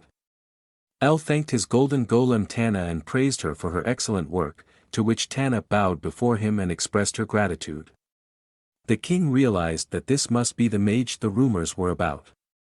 The highest mage in Tolian Kingdom was currently only at the 6th level of magic, but if the king could win L over, he would finally have a mage of the 7th level in his kingdom. L approached the king and asked if he had been injured, introducing himself as L. The visibly relieved king thanked him for his help. L explained that it was nothing and that he had only taken care of a few bad guys. He also mentioned that he deliberately left some of them alive so he could interrogate them to find out who would do such a thing to him. He hoped that would settle the matter and that such ambushes could be minimized in the future. Meanwhile, the king's loyal guards were busy arresting the remaining traitors. The king was astonished that L not only saved his life but also had the foresight to think beyond that. He invited L to dine with him and emphasized that a simple verbal thank you would not be enough under these circumstances. L played along, pretending to consider the invitation, but ultimately accepted, which made the king very happy and gave him a radiant expression. The king explained that he would inform his mage about the invitation and would order him to deactivate the seal that prevented teleportation magic intrusion so that L could drop by during the day. L thanked him for that and then apologized, stating that he must leave now. He conjured a magical circle beneath him and prepared for teleportation magic. However, as he teleported away, leaving the king alone at the cliff in the forest, he added that he was looking forward to the meeting tomorrow. Duke Laius then approached his king, expressing his relief that things had turned out so well. He believed that the mage and the knight golem who had saved them were definitely involved in the incident at Einhart. Additionally, Laius hoped that they could help with the monster problem they were currently facing. The king turned around and asked his friend if he also believed that L would manage to reach the 8th grade of magic, still feeling very joyful. He compared today's events to a refreshing rain on dry ground, with Duke Laius remarking that one could see it that way. Except for the fact that they had almost died. When L told his family about his little adventure, they were amazed that he had simply met the king. He explained that he had saved the king from an ambush in the forest and received an invitation to the royal palace. His mother could hardly believe that it had gone so well, but she was happy that her son would be meeting with the king. She asked L how she could win his support and wanted to hear his plan. Although Serena and Kana begged him to reveal the plan to them, L remained steadfast, explaining that he would share it with them later. Suddenly, two men approached their table. One of them hugged L's mother and flirted with his sisters, asking if they would like to spend some time with them. One of the men started touching Serena lightly, but L immediately intervened and politely asked him, with a smile, to keep his hands off his family. The man, who didn't quite grasp the situation, asked who L was. L became somewhat serious and repeated, with a firmer grip, that the man should leave his family alone. Finally, the man understood the message and assured that he would abide by L's wishes. Subsequently, the man and his friend left the inn they were in. Serena and Kana looked up to their brother, who had rescued them like a knight in golden armor, and felt a bit embarrassed. Their mother noticed this and had to hold back her grin. She knew that her two girls were a bit scared and that El had acted like a true gentleman in that moment. El himself was not aware of the situation, mumbled something to himself, and then said that the two of them should actually be strong enough to handle the situation on their own. This completely ruined the mood at the table for the women, and El's mother just shook her head. The next morning, which was as sunny as almost every day before, El said goodbye to his family as he had to prepare for the meeting with the king. His siblings and mother told him to take care and that they looked forward to seeing him later. Then El activated his teleportation magic and arrived at the king's grand estate. In the room where teleportation magic could bring someone, there sat a man who was annoyed that he had to unlock the seals protecting the estate from people entering by means of teleportation magic. He wondered which important person was coming that he had to do such a bothersome task. Bored, he sat in his chair, resting his face on one hand and crossing his legs, wondering how long it would take for the guests to arrive. Shortly after, however, he noticed movement in the middle of the room. He quickly jumped up and recognized that it was the mana of someone on the 7th level of magic. He was astonished that he would see someone so powerful right away. El appeared and successfully landed in the estate of his new king. The man who had been waiting for El and received him immediately asked if he was the one who had saved their king's life. El turned around and confirmed it, upon which the man approached him, hugged him with tears in his eyes, and said that there would finally be a mage of the 7th grade in the kingdom again.